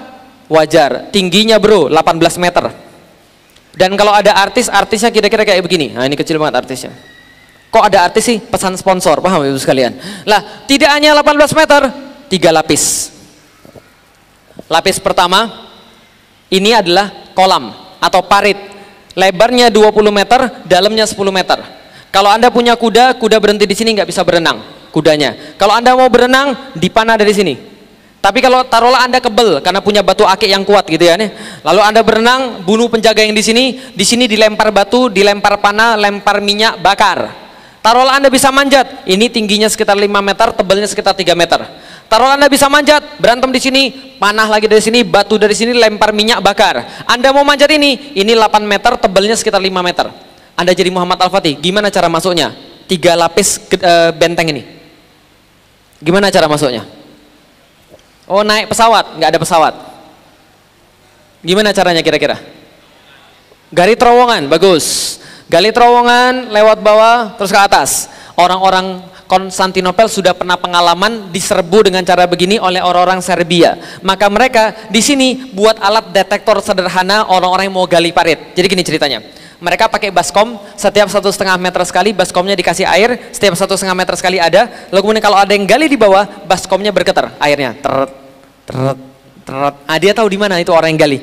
Arahnya kemana dia tahu? Dia buat lubang counter attack, dibakar, dibawa hidup-hidup. Bukan ide yang bagus. Gimana lagi kira-kira? Gimana lagi kira-kira? Oh, loncat, nggak bisa. Pakai meriam, meriam nggak cukup. Pakai bom, nggak ada. Ya sudah Ustaz, kita istighosah aja Ustaz, nggak menang-menang, paham teman-teman sekalian. Lalu bagaimana caranya? Al-Fatih tahu kalau dia coba cara yang sudah pernah dilakukan, dia pasti kalah. Maka dia coba cara yang belum pernah dilakukan. Gimana caranya? Dia nggak tahu. Dia berdoa pada Allah, maka pucuk dicinta ulam tiba. Suatu hari ada seorang seniman senjata namanya Orban. Orban ini orang Hungaria, kebangsaan Hungaria, agamanya Kristen Protestan. Maka dia kemudian datang kepada Kaisar Konstantinopel karena kesamaan agama, lalu dia bilang begini, Kaisar, gua ada sebuah rancangan senjata nih, mau bikin atau tidak? Kaisar lihat lalu bilang, bagus juga senjata lo, berapa bikinnya? Bikinnya segini Pak. Kalau kamu mau kami bisa bikinin sekarang. Kaisar lihat, sorry kami lagi nggak punya duit. Gini aja, kamu tunggu di sini. Nanti kalau kami punya duit, nanti kami bikin senjatanya. Kaisar lihat, ya sudah, tunggu di sini ya, nanti kami bikin senjatanya. Orban di kota itu 1 tahun nggak dibikin-bikin senjatanya. Namanya orang pembuat senjata nggak punya ideologi. Datang kepada Muhammad Al-Fatih. Lalu kemudian dia bilang begini, Sultan, saya punya senjata baru, mau bikin nggak? Al-Fatih bilang begini, sesuai yang dituliskan oleh sekretarisnya. Bilangnya begini, bisa nggak kamu membuat sebuah senjata pada saya yang bisa melontarkan proyektil sebesar ini, peluru sebesar ini, pakai tangannya, peluru sebesar ini. Lah kenapa? Al-Fatih jago fisika terapan, maka mikir di kepalanya begini, I sama dengan M kali A, impact sama dengan massa kali akselerasi. Berarti kalau ada proyektil sebesar ini, temboknya bisa hancur. Lalu Orban, namanya ahli senjata, ahli fisika juga, ngitung langsung, loh kalau ada peluru sebesar ini, tembok bisa hancur. Maka dia tanya pada Muhammad Al-Fatih dengan sangat hati-hati, mohon maaf Sultan, apakah engkau berencana ingin menaklukkan tembok Konstantinopel? Maka Al-Fatih menjawab, kalau iya kenapa? Orban menjawab, kalau iya kebetulan saya sudah tinggal di sana selama 1 tahun. Saya tahu setiap kelemahan-kelemahan tembok tadi. Saya bisa buatkan senjata seperti itu bagi Anda. Maka dibuatlah senjata seperti itu, dibayar 4 kali lipat oleh Muhammad Al-Fatih. Ini rancangan senjatanya, namanya The Great Turkish Bombard. Senjatanya kalibernya 0,7 meter, beratnya 18,2 ton, panjangnya 5,2 meter, jarak tembaknya 1,6 km, dan sekali muntah 680 kg peluru. Coba lihat teman sekalian, ketika sudah dibuat, dites, ciu, tem. Lalu kemudian Al-Fatih lihat, bagus, bagus, bagus, tapi masih kurang. Apa kurangnya? Kurang gede. Buatin yang 2 kali lipat daripada ini. Loh, gimana caranya? Terserah, kan kamu seniman senjatanya. Akhirnya Orban membuatkan pada Muhammad Al-Fatih 1 tahun 69 meriam. 69 meriam dibuatkan pada Muhammad Al-Fatih dalam 1 tahun. Yang paling besar 8,2 meter, yang standar 5,2 meter, yang sisanya ukuran standar. Ini ukuran standar. Berapa nih ukurannya kira-kira? 3 sampai 4 meter. Kalau ada artis, kira-kira artisnya kayak begini. Sangat besar sekali. Adanya di mana? Museum Port Nelson, Portsmouth, Inggris. Disimpan di sana sekarang. Semua persiapan sudah selesai. Al-Fatih nyerang lewat 3 arah. Lihat, dari sebelah selatan dia lewat Laut Marmara. Dari sebelah timur dia lewat Teluk Tanduk Mas. Dan dari sebelah barat lewat tembok Konstantinopel. Tadi sudah lihat tembok Konstantinopel yang 3 lapis tadi? Ukurannya bukan 100-200 meter panjangnya, tapi panjangnya 7,5 km. Panjang sekali. Maka dari sebelah selatan 400 kapal dipersiapkan menyerang dari sebelah selatan. Dari sebelah timur kapal-kapal kecil dibuat, dan total 250.000 pasukan jalan dari Edirne menuju ke Konstantinopel. Dalam waktu 2 bulan mereka berjalan, dan ketika mereka berjalan mereka mengatakan, kami berjalan ketika siang hari matahari tidak sampai ke terompah kami karena tertutup oleh tombak-tombak kami dan oleh panji-panji kami. Malam hari seluruh bumi hilang karena tertutup oleh kemah-kemah kami. Mereka bawa senjata-senjata yang segede King Kong tadi, dan katanya 1 meriam itu ditarik 40 kebo dan 100 orang yang ngeratain jalan. Paham teman-teman sekalian? Ini kemudian senjatanya. Sampai ke depan Konstantinopel tanggal 5 April 1453. Orang-orang Konstantinopel giliran mencatat dalam catatan harian mereka, kami melihat kaum muslim datang kepada kami seperti sungai dari besi. Paham maksudnya? Sungai dari besi, karena baju zirah mereka memancarkan sinar matahari. Sungai dari besi memenuhi pandangan kami dari pantai sampai ke pantai. Itu adalah pasukannya Muhammad Al-Fatih. Tanggal 6 utusan diberikan kepada Konstantinopel, berkata, serahkan kota kepada kami supaya kami tidak harus perang. Kaisar bilang, lebih baik kami mati. Maka diadakanlah perang pertama 6 April 1453 dari 3 arah. Menurut teman-teman sekalian, yang menang Konstantinopel atau Muhammad Al-Fatih? Muhammad Al-Fatih atau Konstantinopel? Muhammad Al-Fatih pengennya, tapi yang menang Konstantinopel. Lah kenapa? Nih, 400 kapal tadi kalah hanya dengan 27 kapal Konstantinopel. Lah kenapa? Kapal Konstantinopel lebih gede, 10 sampai 14 kali lipat. Kapal Muhammad Al-Fatih kecil-kecil, walaupun sudah gede tapi masih kecil-kecil. Dari sebelah timur dipasang rantai segede kingkong, kapal-kapal nggak bisa masuk. Dari sebelah barat ditembakkan meriam satu demi satu, tapi ternyata baru ketahuan kelemahannya. Apa kelemahan meriam raksasa tadi? Reloadnya 3 jam sekali. Paham tuh sekalian? Tembak nggak selesai, sebentar jangan tembak lagi, 3 jam baru bisa tembak lagi, nggak selesai-selesai, tembak hancur semen, tembak hancur semen, tembak hancur semen. Bayangkan 6 April mereka menyerang, sampai 20 April tidak tersisa sedikit pun harapan menang. Yang ada orang-orang pada mati, epidemik penyakit menjadi banyak, logistik menurun. Saat-saat itulah muncul suara-suara sumbang. Tahu suara sumbang? Pulang aja yuk, kayaknya nggak mungkin deh, kayaknya nggak bisa deh. Muhammad Al-Fatih ini parah, gara-gara dia banyak yang mati nih, ini parah ini. Ketika banyak orang-orang suara sumbang, Al-Fatih kumpulkan seluruh panglima-panglimanya, lalu dia bilang, kita terus perang atau kita pulang saja. Nggak ada yang berani ngomong panglimanya. Lah kenapa? Ini orang Muhammad Al-Fatih masih muda tapi temperamental, salah ngomong bisa kena hukum. Maka kemudian nggak ada yang berani ngomong. Satu orang berani ngomong, orang tua namanya Halil Pasha. Dia seorang penasehat dari zamannya bapaknya Muhammad Al-Fatih. Lalu dia bilang begini, Muhammad, saya tahu kamu dari kecil, saya mengenal kamu dari kecil, maka saya lihat tidak ada panglima yang lebih hebat sekarang daripada kamu. Kamu tumbuh menjadi sangat luar biasa. Tapi dari tadi saya lihat kamu tuh keras kepala luar biasa. Kalau begini terus banyak orang yang mati gara-gara kamu. Sekarang kita pulang saja, kita nggak usah lanjutkan peperangan kita. Ternyata ketahuan belakangan dia sudah disuap oleh orang-orang Konstantinopel. Sebelum dia selesai ngomong, meja dibanting, duar. Seorang Zagaros Pasha mu'alaf bilang begini, jangan dengarkan kata-kata dia. Kita kesini bukan untuk kembali, kita kesini mencapai 2 kemuliaan. Salah satunya hidup mulia, mati syahid. Kita tidak mau kalah di bawah batu-batu ini. Tingkatkan serangan, tingkatkan tekanan pada mereka. Insya Allah kita dibantu oleh Allah Subhanahu Wa Taala. Kira-kira lanjut atau pulang? Lanjut atau pulang? Kalau gitu kita lanjut juga. Masalahnya di mana tadi? Masalahnya di mana tadi? Ada tempat yang nggak bisa diruntuhkan. Tembok-temboknya terlalu kuat. Akhirnya salah satu panglima bilang begini, wahai Sultan, gini caranya. Kenapa tembok-tembok bisa direpar? Karena mereka semua ngumpul di sini. Kalau kita bisa kemudian menyerang lewat sini, maka pasukan bertahan akan ke sini dan kita akan bisa menyerang tembok. Mereka nggak akan sempat untuk memperbaiki tembok seperti semula. Ini caranya. Tapi masalahnya di sini ada apa tadi? Rantai segede kingkong. Terus gimana caranya supaya rantainya bisa dihilangin? Tembak nggak bisa, segede-gede kingkong begini. Potong pakai pedang nggak bisa, pedangnya hancur. Tabrak kapal, kapalnya karam. Kira-kira gimana?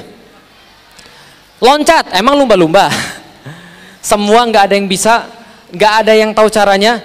Semua kemudian menjadi lemes lagi. Al-Fatih bilang, tenang, saya sudah mikirin caranya. Gimana caranya? Gampang, gini caranya. Saya sudah mikirin dari semalam.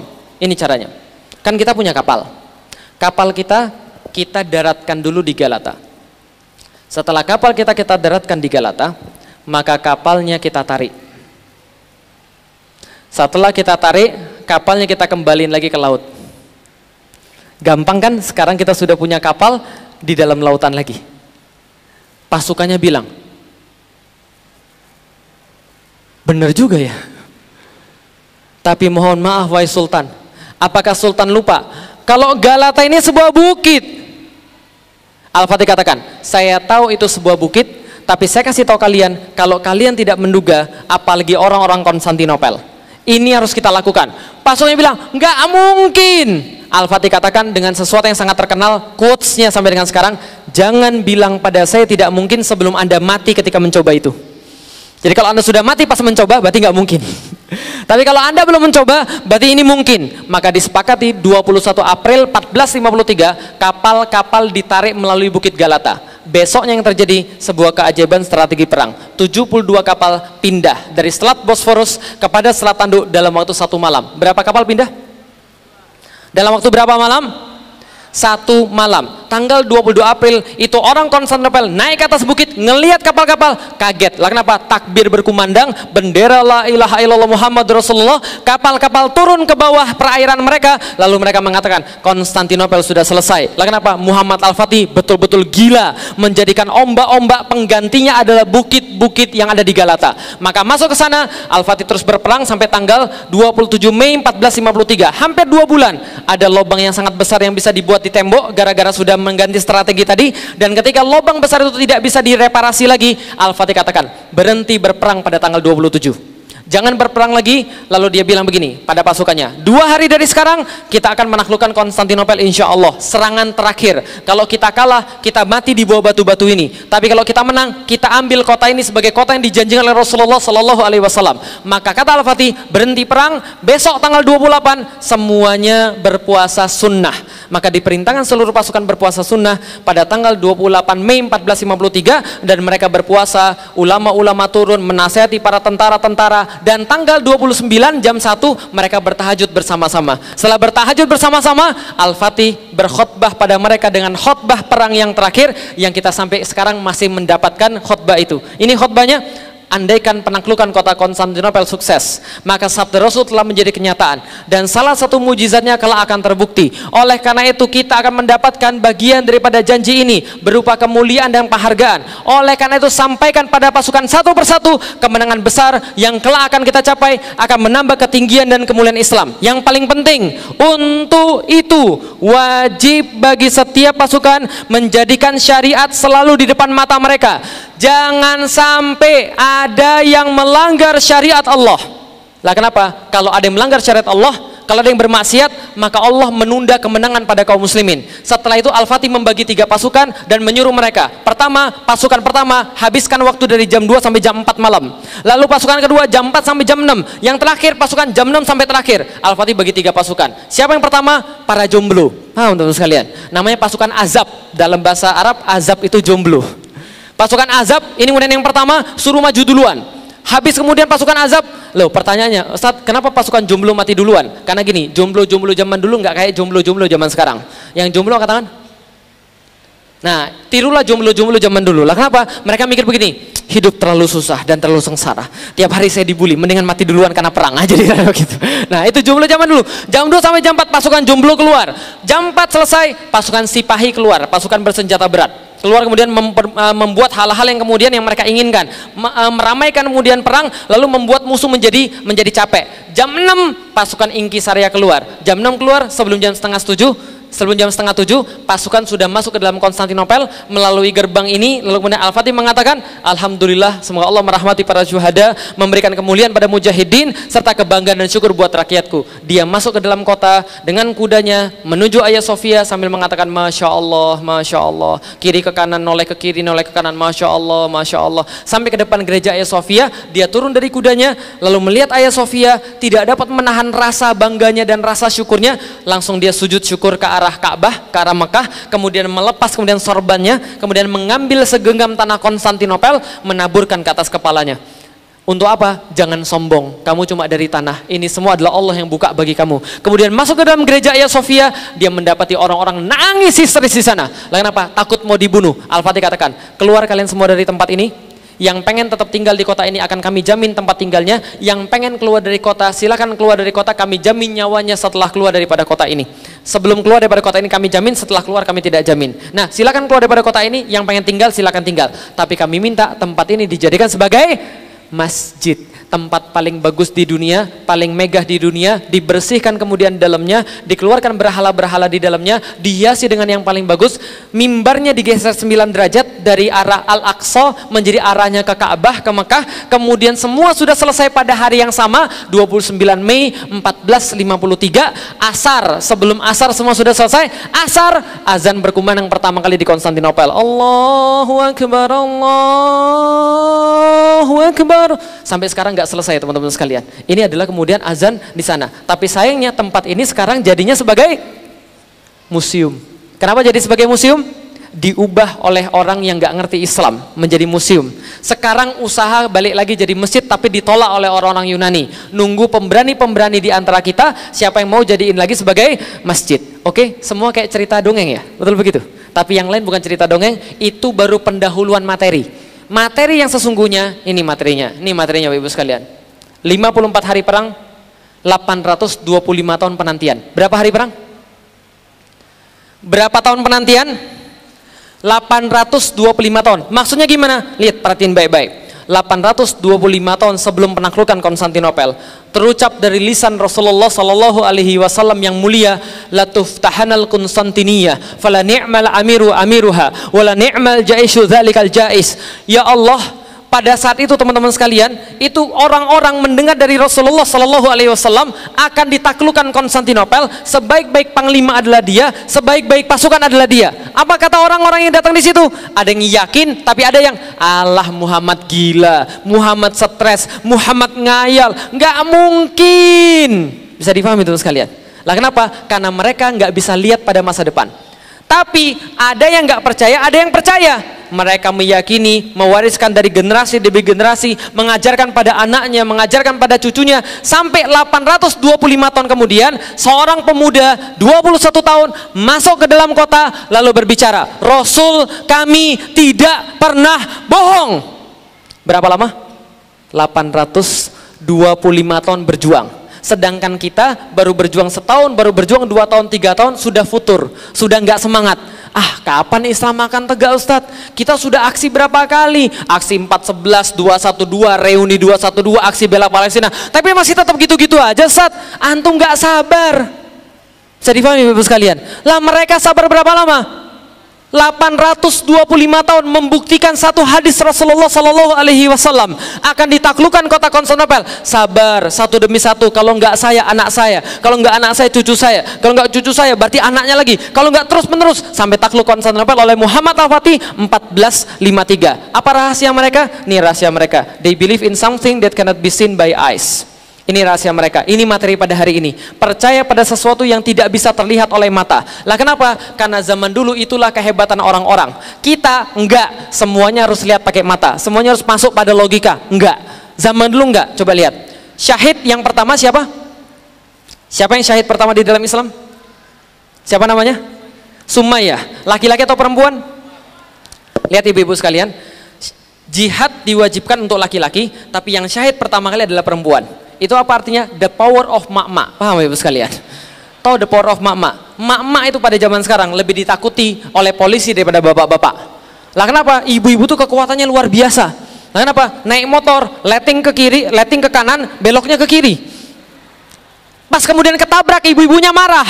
Lah kenapa? Ibunya bilang begini, kamu yang salah. Lah kenapa? Kan saya sudah kasih letting ke kanan. Maksudnya suruh kamu ke kanan karena aku mau ke kiri. Ibu sekalian, kadang-kadang membingungkan itu. Itu the power of mak-mak. Dan mak-mak zaman dulu yang syahid pertama kali adalah seorang wanita, namanya Sumayyah. Dia disiksa sekeluarga. Anaknya Amr bin Yasir diikat di sebuah tiang menyaksikan bapak ibunya dibunuh di depan mata dia. Ibunya dan bapaknya disiksa. Bapaknya disalib di pohon kurma, ibunya dicemeti, dicambuk. Ketika dicambuk, ayo bilang Lata Tuhanmu, Lata Tuhanmu, Lata Tuhanmu. Enggak, Tuhan saya Allah. Uzza Tuhanmu, Uzza Tuhanmu. Enggak, Tuhan saya Allah.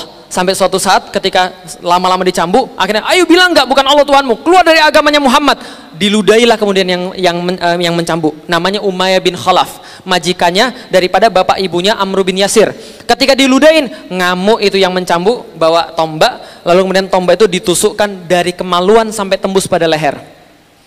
Lewat Rasulullah dalam kejadian seperti itu, lalu berkata pada semua keluarga Yasir, sabron ala Yasir, sabarlah wahai keluarga Yasir, fa inna mau'idukumul jannah, sesungguhnya Allah telah berkata kepada saya bahwa surga dijaminkan buat kalian. Mendengar kata-kata surga itu ketika lagi disiksa, apa kata-kata Sumayyah? Ya Rasulullah, surga itu sudah di depan mata saya ini. Saya sudah melihat surga itu ya Rasulullah. Pertanyaan saya, mata dia sama mata antum sama atau tidak? Sama. Tapi kenapa dia bisa melihat surga? Karena bagi dia, apa yang disampaikan Rasulullah kepada telinganya jauh lebih nyata daripada fakta apapun di depan mata. Paham teman-teman sekalian? Coba lihat, ini fakta di depan mata Anda ini. Fakta di depan mata Anda, orang muslim dihabisi di mana-mana, dibunuhi di mana-mana, dizolimi di mana-mana. Betul begitu, ini faktanya. Kalau ngelihat fakta kayak begini, berapa banyak orang yang yakin bahwa Islam akan kembali bangkit? Dikit atau banyak? Dikit atau banyak? Dikit. Kenapa dikit? Karena kalau Anda yakin Islam akan bangkit lagi, Anda bakal dibilang orang gila. But to look beyond the glory is the hardest part. Percaya pada janji Rasul adalah sangat sulit karena Anda bakal dibilang orang gila. Oke, lihat. Ada 2 orang anak kecil. Ada 2 orang anak SD. Coba lihat. Yang satu pasti ditanya, kamu pengen jadi juara segimana? Pengen jadi juara sekelas. Yang satu, kamu pengen jadi juara apa? Saya juara se-Indonesia. Kira-kira yang lebih berusaha, yang sekelas atau yang se-Indonesia? Sekelas atau se-Indonesia? Lihat, semakin tinggi cita-cita, semakin besar usaha. Contoh, adiknya mau juara sekelas, kakaknya mau se-Indonesia. Adiknya cuma belajar 2 jam sehari, kakaknya belajar 2 jam sehari. Ibunya bilang, adik pengen jadi juara sekelas, belajarnya 2 jam. Masa kakak juara se-Indonesia belajar 2 jam juga? Oh iya, bagus, saya akan belajar 4 jam, atau 6 jam, atau 8 jam. Betul begitu? Oke, kalau yang cita-citanya tinggi akan berusaha lebih keras, maka prestasinya mana yang lebih tinggi? Yang sekelas atau se-Indonesia? Oke, coba lihat ya, lihat baik-baik. Cita-cita tinggi, usaha tinggi, prestasi tinggi. Pertanyaannya dibalik, kalau prestasinya biasa, berarti usahanya? Kalau usahanya biasa, berarti cita-citanya? Oke, saya mau nanya tapi nggak usah dijawab. Jawabnya di rumah saja. Tolong jawab, Anda merasa, selama ini Anda merasa sudah jadi muslim yang istimewa atau biasa? Sudah nggak usah dijawab. Lah kalau misalnya itu tadi ada perbandingannya kan ya? Usaha biasa, cita-cita biasa, usaha biasa, prestasi biasa. Kalau cita-cita tinggi, keinginan tinggi, usaha tinggi, prestasi tinggi. Oke, sampai sini bisa dipahami? Masuk ke dalam slide yang terakhir. Nih teman-teman sekalian. Oh, akhirnya selesai juga ya, Pak. Muhammad Al-Fatih. Umur berapa menaklukkan Konstantinopel? Tapi ketika saya masuk Islam, saya dengar dari Ustadz Fatih Karim, Ustadz saya, Muhammad Al-Fatih menaklukkan Konstantinopel umur 23 tahun. Karena waktu itu beliau dapatnya datanya 23 tahun. Ternyata setelah saya teliti bukan 23 tapi 21 tahun. Tapi oke lah, waktu itu saya percaya, keren banget. Muhammad Al-Fatih 23 tahun menaklukkan Konstantinopel.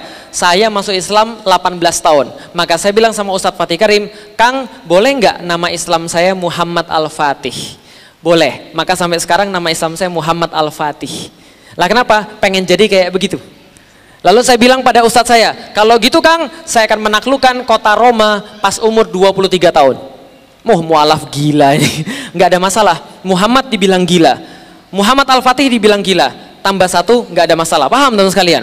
Ternyata cita-cita saya pengen menaklukkan kota Roma, belum bisa. 18 tahun saya masuk Islam, tahun 2001. Umur 23 tahun, 5 tahun kemudian, sekitar tahun 2006, saya belum bisa menaklukkan kota Roma. Tapi saya sudah bisa menaklukkan 1 orang istri. Paham teman sekalian? Saya nikah umur 23 kurang. Nah ketika saya menikah umur 23 kurang, saya belum bisa ke kota Roma. Saya baru ke kota Roma tahun 2012, umur 26 tahun.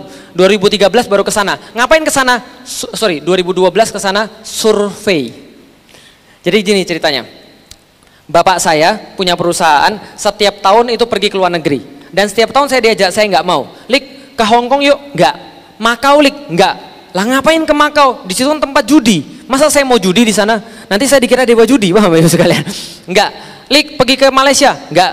Lik, tahun ini pergi ke Eropa, Lik. Gimana, Lik? Pergi ke Eropa kemana? Ke Prancis. Oh, selain Prancis mana lagi? Paris, ya. Terus mana lagi? Itali.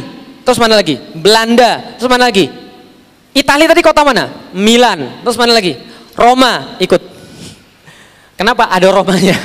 Pas berangkat ke sana 2012, perjalanan dari Paris ke Milan itu lumayan jauh teman-teman sekalian. Sekitar 8 sampai 10 jam, saya lupa berapa jam. Karena lama, saya pergi ke depan bis, ngambil mic, lalu saya bilang, Bapak Ibu sekalian, mau nggak saya cerita tentang sejarah Eropa? Satu bis ada 35 orang, 9 muslim, yang lain Cina bukan muslim. Teman-teman bapak saya semua, kolega-kolega kantor bapak saya. Mau nggak saya cerita tentang sejarah Eropa? Mau, ya sudah, saya ceritain. Mulai dari zaman dewa-dewa, lalu kemudian zamannya Yunani, zaman Romawi, zamannya Utsmani, cerita penaklukan Konstantinopel. Setelah saya cerita penaklukan Konstantinopel, saya bilang pada orang-orang di bis tadi yang kebanyakan non muslim, saya bilang begini, sekarang bapak-bapak tahu kenapa saya mau diajak pergi ke Eropa, karena saya mau survei kota Roma, karena kalau saya nggak balik lagi ke sini menaklukkan, berarti anak-anak saya yang balik ke sini. Mohon maaf, bukan menghina Anda, tapi ini janji oleh Rasulullah Shallallahu Alaihi Wasallam di dalam hadis yang kami percaya. Maka pas saat saya bilang begitu, yang muslim takbir, Allahu Akbar, yang orang-orang yang lain bukan muslim bilang, anak Pak Iwan sudah gila, paham ya sekalian? Tapi nggak ada masalah.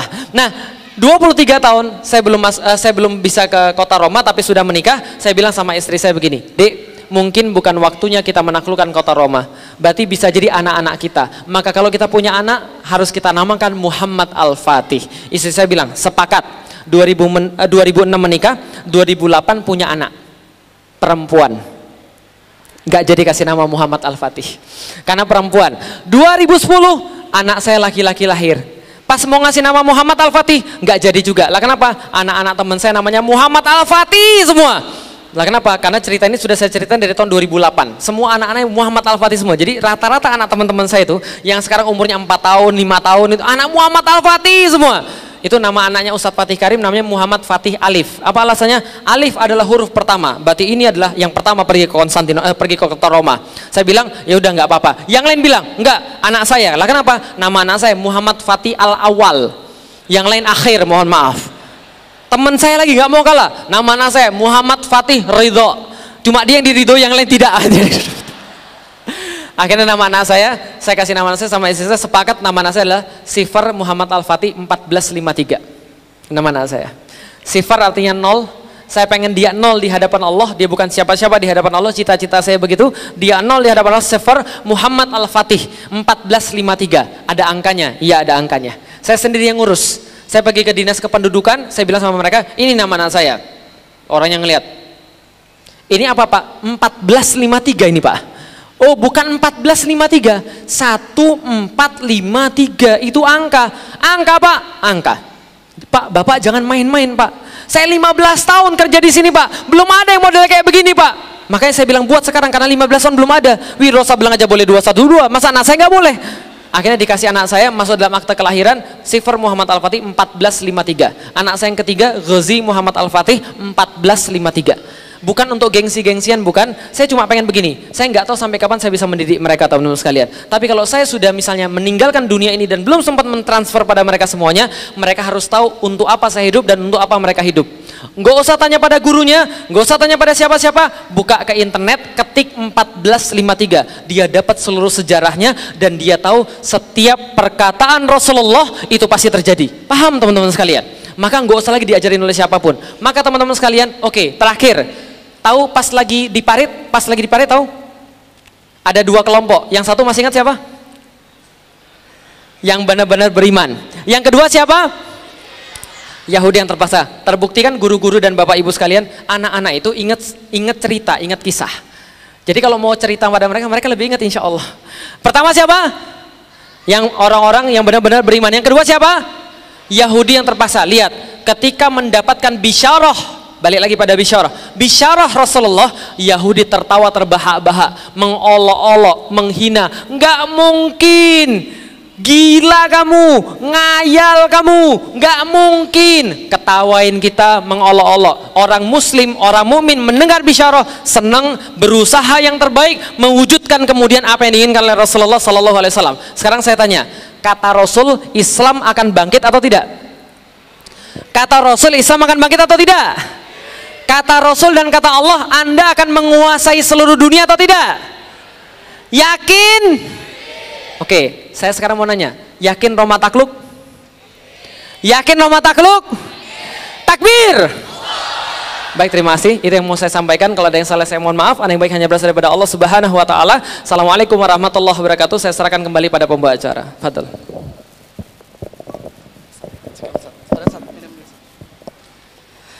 Ya, jazakallah khairan kasiran kepada Ustadz Felix Xiao atas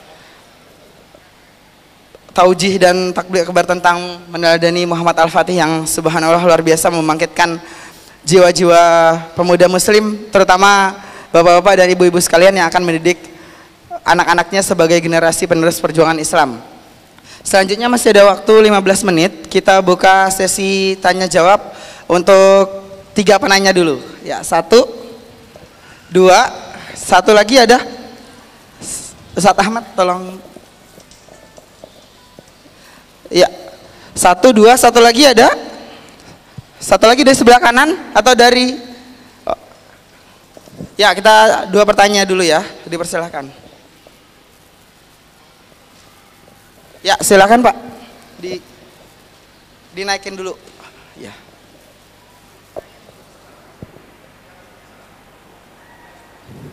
Tes. Ya, assalamualaikum warahmatullahi wabarakatuh. Waalaikumsalam warahmatullahi. Ya, perkenalkan Pak Ustadz Felix, nama saya Raim. Sebelum saya datang ke sini, saya sudah pernah nonton Ustadz di YouTube banyak sekali temanya. Ya, saya ingin bertanya karena ketidaktahuan saya, saya ingin bertanya karena ketidaktahuan saya dan kekurangan ilmu saya. Yang ingin saya tanyakan adalah kenapa sih kok Muhammad Al-Fatih mau nyerang Konstantinopel? Apakah karena hanya hadis saja? Jadi yang di pikiran saya itu apakah karena hadis saja dia nyerang? Kan logikanya menurut saya ya kan gini. Masa sih apakah ajaran Islam seperti itu? Apakah umat Islam datang berbondong-bondong tiba-tiba nodong Konstantinopel? Padahal kan salahnya apa gitu? Apakah masa iya kayak gitu? Apakah ajaran Islam seperti itu? Itu yang saya pengen tanyakan gitu. Saya masih bingung kenapa kok umat Islam berbondong-bondong, emang salahnya Konstantinopel apa? Berarti boleh dong saya kayak gini, saya datang ke lahan seseorang yang megah, saya bawa pasukan saya bilang gini, kamu harus serahin lahan kamu secara damai atau perang sama saya gitu. Itu yang pertama. Yang kedua, kan Roma itu sekarang kan nanti akan takluk Roma. Nah, Roma itu kan sekarang ada di suatu negara Italia. Nah, gimana caranya kita mau naklukin? Masa ya saya bawa pasukan bondong-bondong ke suatu negara, nanti negara lain ketawain saya gitu kan. Baik. Itu pertanyaan saya, semoga Ustadz bisa paham. Baik. Wassalamualaikum warahmatullahi wabarakatuh. Waalaikumsalam warahmatullahi wabarakatuh. Pertanyaan yang sangat bagus sekali, silahkan. Fadal. Oh langsung? Oh baik. Jadi gini Bapak Ibu sekalian. Pertama-tama, ada beberapa hal yang terjadi di masa lalu yang itu tidak ada lagi sekarang, yang itu adalah sesuatu yang wajar di masa lalu tapi aneh sekarang, dan bisa jadi aneh di masa lalu tapi nggak aneh sekarang. Contoh misalnya, Bapak Ibu sekalian, zaman dulu terutama ibu-ibu ada cewek keluar pakai kutang saja. Zaman dulu kira-kira cewek baik-baik atau nggak baik? Keluar pakai kutang aja, cewek baik-baik atau yang nggak baik? Zaman sekarang itu ada cewek keluar pakai kutang saja, itu followernya banyak. Karena kenapa? Karena dianggap trendy, dianggap fashionable, bikin lagu, kalian semua suci, aku penuh dosa, paham itu sekalian? Yang nggak ketahui berarti orang-orang zaman old kan itu kan ya. Oke. Nah ini kemudian yang memang zaman sekarang ada, zaman dulu nggak ada. Zaman dulu itu adalah sesuatu yang nggak umum, sekarang umum. Begitupun juga dengan yang namanya jihad fisabilillah, dengan perang. Zaman dulu adalah sesuatu yang biasa. Oke, mengenai Konstantinopel kira-kira seperti apa? Jadi gini Bapak Ibu sekalian. Ngomong-ngomong, ketika saya pergi ke Amerika, saya ditanya, selalu kalau saya ditanya tentang Islam, selalu ditanya begini, Islam itu kan agama perang, agama pedang, selalu disebarkan dengan pedang dan perang. Berarti Islam itu agama barbar, agama jahat. Pertanyaan saya sederhana, yang ngomong begitu pakai data atau cuma nuduh? Pakai data atau cuma nuduh? Hah? Data atau nuduh? Coba lihat. Coba buka Google nanti pulang ke rumah. Coba ketik war with the most casualties. Perang dengan korban yang paling banyak. Kira-kira perang apa yang paling banyak korbannya? Perang apa yang paling banyak korbannya? Kira-kira aja. Hah? Perang apa? Hah? Perang Dunia Kedua. Bagus. Ini anak-anaknya lebih pintar daripada bapaknya, Masya Allah. Perang Dunia Kedua 25 juta orang. Yang kedua kira-kira apa? Perang Dunia Pertama 15 juta orang. Yang berikutnya perang saudara, perang sipil, perang apa segala macam. Tapi benar nggak perang Dunia Kedua itu yang paling banyak makan korban jiwa? Enggak. Dalam bukunya American Holocaust, David Stannard itu penulisnya pernah bilang begini, pembunuh paling besar di dunia bukan perang dunia kedua, tapi Amerika ketika menduduki benua Amerika. Karena dulu di Amerika ada Indian yang jumlahnya seratusan juta. Itu sekarang habis. Berarti yang dihabisin berapa? Sekitar 100-an juta orang. Habis kemudian oleh bangsa Amerika. Berarti pembunuh terbesar di antara list 1 sampai 10 itu ada orang muslim nggak? Nggak ada. Suatu waktu saya punya guru ahli Aikido Jiu-Jitsu. Tahu Aikido Jiu-Jitsu tahu? Ilmu bela diri suka banting-banting orang itu loh. Ini ada satu guru ahli Aikido Jiu-Jitsu. Saya pernah ngelihat dengan mata dan kepala saya sendiri, Masya Allah. Itu orang belum ketemu tangannya sudah kebanting, Masya Allah. Belum ketemu tangan sudah kebanting. Saking ahlinya dia ini. Dia pernah pergi ke Jepang, ketemu dengan Grand Sheikh yang ngajarin Aikido Jiu-Jitsu. Kemudian Grand Sheikh-nya bilang begini, kamu muslim ya? Iya. Oh, saya kagum dengan Islam. Kenapa? Islam itu ajarannya kayak Bushido Jepang. Lah kenapa? Sangat kesatria. Dan saya kagum dengan orang Islam karena Islam adalah satu-satunya agama yang boleh perang. Lantas guru saya ini bilang begini, kamu main-main sama saya, ngece kamu ya, kira-kira gitulah. Lalu Grand Sheikh-nya bilang begini, enggak, saya serius. Lihat, Islam adalah satu-satunya agama yang punya aturan perang, makanya perangnya susah. Coba lihat perangnya di dalam Islam. Kata Rasul, jangan bunuh pendeta, jangan bunuh anak-anak, jangan bunuh yang tidak bersalah, jangan bunuh para perempuan, jangan membumi hanguskan tempat ibadah. Yang sudah masuk tempat ibadah jangan dicari lagi, jangan potong pohon tempat berteduh orang. Betul? Itu susahnya minta ampun. Maka perang dalam Islam susah. Agama yang lain, kata dia, nggak diatur perangnya, makanya perang terus. Paham teman-teman sekalian? Oke, coba lihat, balik lagi pada Konstantinopel. Konstantinopel dengan Islam itu clash yang tidak terelakkan. Zaman dulu yang memerangi Islam pertama kali itu orang-orang Konstantinopel. Perang apa? Satu, ketika Rasul masih ada namanya perang Mu'tah. Bukan perang Mut'ah, itu beda ya. Perang Mu'tah. Di tempatnya di daerah namanya Mu'tah, itu perang antara Rasulullah dan Konstantinopel. Heraklius dengan kemudian prajurit-prajurit Rasulullah. Itu yang pertama. Yang kedua, Yarmuk, sama. Perang apa lagi setelah perang Yarmuk? Mereka yang nyerang. Perang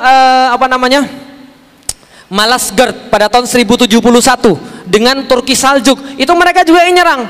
Apalagi banyak lagi perang-perang yang lain sampai akhirnya terjadi penaklukan Konstantinopel. Jadi itu tidak terelakkan sama sekali. Karena kalau misalnya kita kemudian tidak berjihad ke sana, mereka yang futuh ke kita. Oke, kalau gitu kita lihat yang beberapa alasan yang lain. Sekarang saya tanya, teman-teman pernah nonton film bioskop? Pernah? Yang bagus tapi pernah? Kalau pas nonton film yang bagus, kasih tahu teman-temannya nggak? Setelah nonton kasih tahu teman-temannya nggak? Kamu harus nonton, bagus banget bro, keren, benar-benar keren bro. Pertanyaan saya, kalau sama film yang bagus saja Anda sebarkan kemana-mana, Anda merasa Islam ini bagus atau tidak? Anda merasa Islam bagus atau tidak? Anda sebarkan atau tidak? Maka penyebaran di dalam Islam namanya futuhat. Futuhat itu jihad. Futuhat membuka, bukan memerangi. Membuka, bukan menjajah. Makanya di dalam Islam, coba baca kisah-kisah penaklukan Islam, itu orang-orang meminta ditaklukkan oleh Islam. Misalnya contoh, orang Yahudi yang ada di Syam, yang ada di Palestina sekarang bilang begini, lebih baik kami ditaklukkan oleh Islam. Lah kenapa? Pas kami ditaklukkan oleh Romawi, kami diusir dari kota Yerusalem.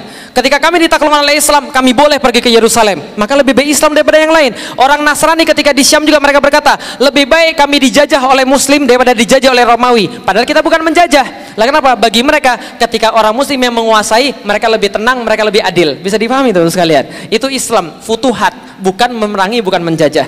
Jadi kalau bisa kita pengen menyebarkan, itu yang kita lakukan, bukan memerangi, tapi membuka. Oke, berbicara tentang kota Roma, bagaimana penaklukannya? Ada satu hadis, Rasul berkata begini, ada sebuah kota, sebelahnya lautan, sebelahnya daratan. Orang mengira Konstantinopel, tapi ada ulama yang mengatakan ini kota Roma. Sebelahnya lautan, sebelahnya daratan. Maka kata Rasulullah, tidak terjadi hari kiamat sebelum 70.000 Bani Ishak datang ke sana. Kemudian mereka membuka kota itu, dan mereka tidak membukanya dengan perang, tidak dengan tombak, tidak dengan panah, tapi dengan ucapan takbir dan tahlil. Allahu Akbar, la ilaha illallah. Maka kata Rasul, satu tembok lepas. Allahu Akbar, la ilaha illallah, satu tembok lepas. Allahu Akbar, la ilaha illallah, mereka masuk dengan damai, berarti tidak dengan perang. Jadi dengan apa? Dakwah. Coba lihat, kemarin saya diceritain oleh seorang ustadz yang dia pernah pergi ke Suriah. Dia berkata begini, ada satu kota yang dibebaskan oleh mujahidin di Suriah itu tidak dengan senjata, tidak dengan apapun, tapi dengan takbir dan tahlil. Dulu mungkin kita merasa gimana caranya, ternyata begini ceritanya. Ketika datang mereka ke situ, ada penjaga-penjaga di situ, mereka itu berkata, Allahu Akbar, Allahu Akbar, langsung lari semua itu orang-orang. Jadi orang-orang itu takut karena takbir. Ya mungkin bukan begitu keadaannya pas di Roma, tapi bisa jadi karena dakwah kita masuk ke sana. Dan 70.000 Bani Ishak itu bukan orang-orang Arab, karena Bani Ishak itu bukan Bani Ismail. Bisa dipahami ya? Berarti itu bisa jadi adalah orang-orang Eropa yang masuk Islam, mereka membuka kota itu sendiri. Karena pada faktanya kalau teman-teman buka Pew Research, pada tahun 2050 maka kaum muslim sudah setara dengan orang-orang Kristen di seluruh dunia. Bahkan ada banyak yang memprediksi bahwa Islam di tempat-tempat di Eropa sudah mencapai 10-15% populasi. Dan untuk pertama kalinya Eropa tidak akan didominasi oleh orang Kristen karena mereka sudah di bawah 50%. Itu data dari Pew Research. Artinya adalah apa? Dakwah, bukan perang. Gitu ya. Tapi kira-kira zaman depan nanti masih ada perang atau tidak? Masih. Karena perang tidak akan pernah berhenti sampai akhir zaman. Artinya kaum muslim itu sifatnya kesatria. Maka mereka tidak lari seperti orang-orang Yahudi. Tapi mereka nggak nyari musuh. Kata Rasulullah, jangan cari musuh. Tapi kalau ada musuh di depan kalian, jangan lari. Bisa difahami teman sekalian. Jangan cari musuh, jangan mengharap mati, jangan mengharap perang. Tapi kalau sudah musuh di depan Anda, jangan lari. Bisa difahami teman sekalian? Adil Islam kira-kira? Oke, baik, terima kasih. Silakan kalau ada yang lain. Terakhir mungkin, silakan. Ya. Oke, baik, silakan. Assalamualaikum warahmatullahi wabarakatuh. Waalaikumsalam warahmatullahi wabarakatuh. Saya mahasiswa, 24 tahun. Saya suka mengikuti politik. Alhamdulillah. Terus saya baca hadis dari Musnad Ahmad baru-baru ini. Di sini disebutkan Rasulullah SAW bersabda, kemakmuran Baitul Maqdis, keruntuhan Yastrib, kemunculan peperangan, penaklukan Konstantinopel adalah tanda-tanda keluarnya Dajjal. Dari sini saya senang mendengarnya karena memang saya benci Dajjal. Alhamdulillah. Pertanyaannya adalah, apakah ada kaitannya dengan Erdogan waktu mengucapkan jika Madinah jatuh dan Mekah jatuh, maka umat Islam kebanggaannya akan hilang. Sekian dan terima kasih. Wassalamualaikum warahmatullahi wabarakatuh. Waalaikumsalam warahmatullahi wabarakatuh. Yang tadi ditanyakan dalam pandangan saya itu adalah dua kasus yang berbeda. Karena kalau kata-kata Erdogan bahwa ketika Mekah jatuh, Madinah jatuh, Al-Aqsa jatuh, maka marwah kaum muslimin akan jatuh, itu karena Rasulullah SAW mengatakan 3 kota ini spesial. Lah kenapa? Karena di kota-kota ini ada 3 masjid yang kata Rasul tidak boleh untuk kalian bersusah-susah pergi selain pada 3 masjid. Yaitu adalah Masjid Nabawi yang ada di Madinah, lalu Masjidil Haram yang ada di Makkah, dan Masjidil Aqsa yang ada di Syam, Baitul Maqdis gitu kan ya. Nah maka itu kemudian kaitannya. Jadi kalau 3 ini hilang, itu adalah kemudian kaum muslimin terganggu terus. Maka kestabilan 3 kota ini adalah kestabilan kaum muslimin. Maka coba lihat, ketika Baitul Maqdis diambil oleh tentara salib, muslim bergejolak di mana-mana. Sampai Salahuddin Al-Ayyubi datang kemudian menaklukkan Baitul Maqdis. Nah maka ini kemudian gejolak kaum muslimin tergantung kota-kota ini. Pertanyaan saya, sekarang kaum muslimin bergejolak atau tidak? Bergejolak. Baitul Maqdis bergejolak atau tidak? Sama. Nah berarti penaklukan Baitul Maqdis akan menandai kestabilan Islam insya Allah. Nah beda lagi dengan akhir zaman. Kalau akhir zaman itu yang bahas sudah ada yang khusus, namanya Ustadz akhir zaman, gitu kan ya. Ustadz Zulkifli itu sudah banyak bahas tentang itu. Nah maka bisa dengarkan kajian-kajian beliau insya Allah. Kalau saya tidak terlalu mendalami tentang hadis-hadis permasalahan akhir zaman. Tapi kalau dikatakan takluknya Konstantinopel itu pertanda keluarnya Dajjal, itu ada hadis yang lain. Makanya ada ulama-ulama berpendapat Konstantinopel belum takluk.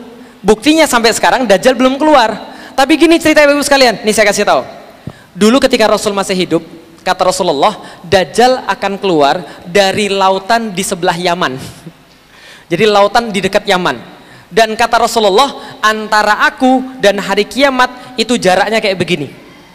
Coba lihat ya. Antara aku dan hari kiamat jaraknya kayak apa? Nih, lihat nih, jaraknya kayak gini. Dekat atau tidak? Ketika Rasul menyampaikan hadis ini, banyak di antara para sahabat saking kemudian perhatiannya sampai takut kiamat tuh dekat sekali. Karena kata Rasul seperti ini. Padahal penggambarannya adalah memang dekat, tapi dekatnya kayak apa kan kita nggak tahu. Tapi kata Rasul seperti ini. Maka waktu itu waktu itu Umar bin Khattab, Utsman bin Affan termasuk tidak memperbolehkan orang-orang untuk pergi ke lautan. Karena kenapa? Karena khawatir Dajjal muncul dari lautan. Nah pada masa akhir Utsman bin Affan baru armada laut dibentuk, baru boleh kemudian penaklukan laut dari situ. Armada pertamanya Abdullah bin Abi Sarah, itu kemudian memimpin angkatan pertama laut Islam. Tapi kenapa kemudian nggak ada? yang awal-awalnya Umar bin Khattab? Karena tadi Dajjal dan aku kayak begini, kiamat dan aku kayak begini. Dajjal sudah dekat sekali, bisa difahami ya. Jadi dekatnya Rasulullah itu bukan harus dimaknai setahun 2 tahun, tidak mesti seperti itu, tapi bisa jadi ada jangka waktunya, gitu kan ya. Wal tanzur nafsun ma qaddamat lighad. Coba perhatikan apa yang terjadi di masa depan untuk lighad. Lighodin di situ maknanya apa? Kalau para mufassir, maknanya adalah yaumil qiyamah. Maknanya adalah hari penghitungan, yaumil hisab, tapi dilambangkan dengan godin, besok. Berarti besok di situ bisa besok lusa, bisa besok tahun, bisa besok ratusan tahun, bisa besok ribuan tahun. Terserah Allah, bukan kita. Kuncinya kita adalah mempersiapkan. Jadi hadis tadi kuncinya pada persiapan, bukan pada penentuan masa. Karena penentuan masa ini adalah haknya Allah Subhanahu wa taala secara mutlak. Jadi kira-kira begitu. Baik, cukup. Oh, satu lagi, silahkan, monggo. Oh, adik, masya Allah, monggo. Assalamualaikum warahmatullahi wabarakatuh. Waalaikumsalam warahmatullahi wabarakatuh. Saya Fawaz Azaki dari Kafilah. Saya mau tanya, kan pembuat senjatanya waktu perang itu kan dari Hongaria. Ya. Kan Hongaria itu kan ada John Hunyadi ya kalau ya. Nah, itu kenapa kok pembuat senjatanya kok malah ke Konstantinopel, bukan malah bantu Hongaria untuk nyerang Turki Utsmani? Baik, terima kasih. Yang lain bingung itu John Hunyadi itu siapa gitu kan ya. Jadi gini, jangan bayangkan zaman dulu sama zaman sekarang tuh sama. Zaman dulu tidak ada nation state. Zaman dulu tidak ada nation state. Yang ada apa? Kingdom. Yang ada apa? Kingdom. Apa itu kingdom? Kerajaan-kerajaan. Maka ada kerajaan Hungaria, ada kerajaan Albania, ada kerajaan Prancis, ada kerajaan Anglo-Saxon Inggris, ada kerajaan apapun, banyak kerajaan-kerajaan, kerajaan Venezia, kerajaan Genoa dan sebagainya. Nah, kerajaan-kerajaan ini tidak saling koordinasi, tapi mereka semua di bawah namanya Holy Roman Emperor. Apa namanya? Holy Roman Emperor itu dalam bahasa Indonesia apa? Imperium Suci Romawi. Nah, Imperium Suci Romawi itu tahtanya ada di Kaisar Konstantinopel. Jelas sampai di sini? Jadi jangan bayangkan satu negara, enggak. Jadi mereka itu adalah ini Holy Roman Emperor, semacam apa ya? Semacam apa ya? Apa ya namanya ya? Forum. Forum. Jadi forum ada ketua forumnya itu Konstantinopel. Yang lainnya mensupport Holy Roman Emperor. Hungaria itu adalah kepalanya namanya John Hunyad, salah satu musuh besar Muhammad Al-Fatih.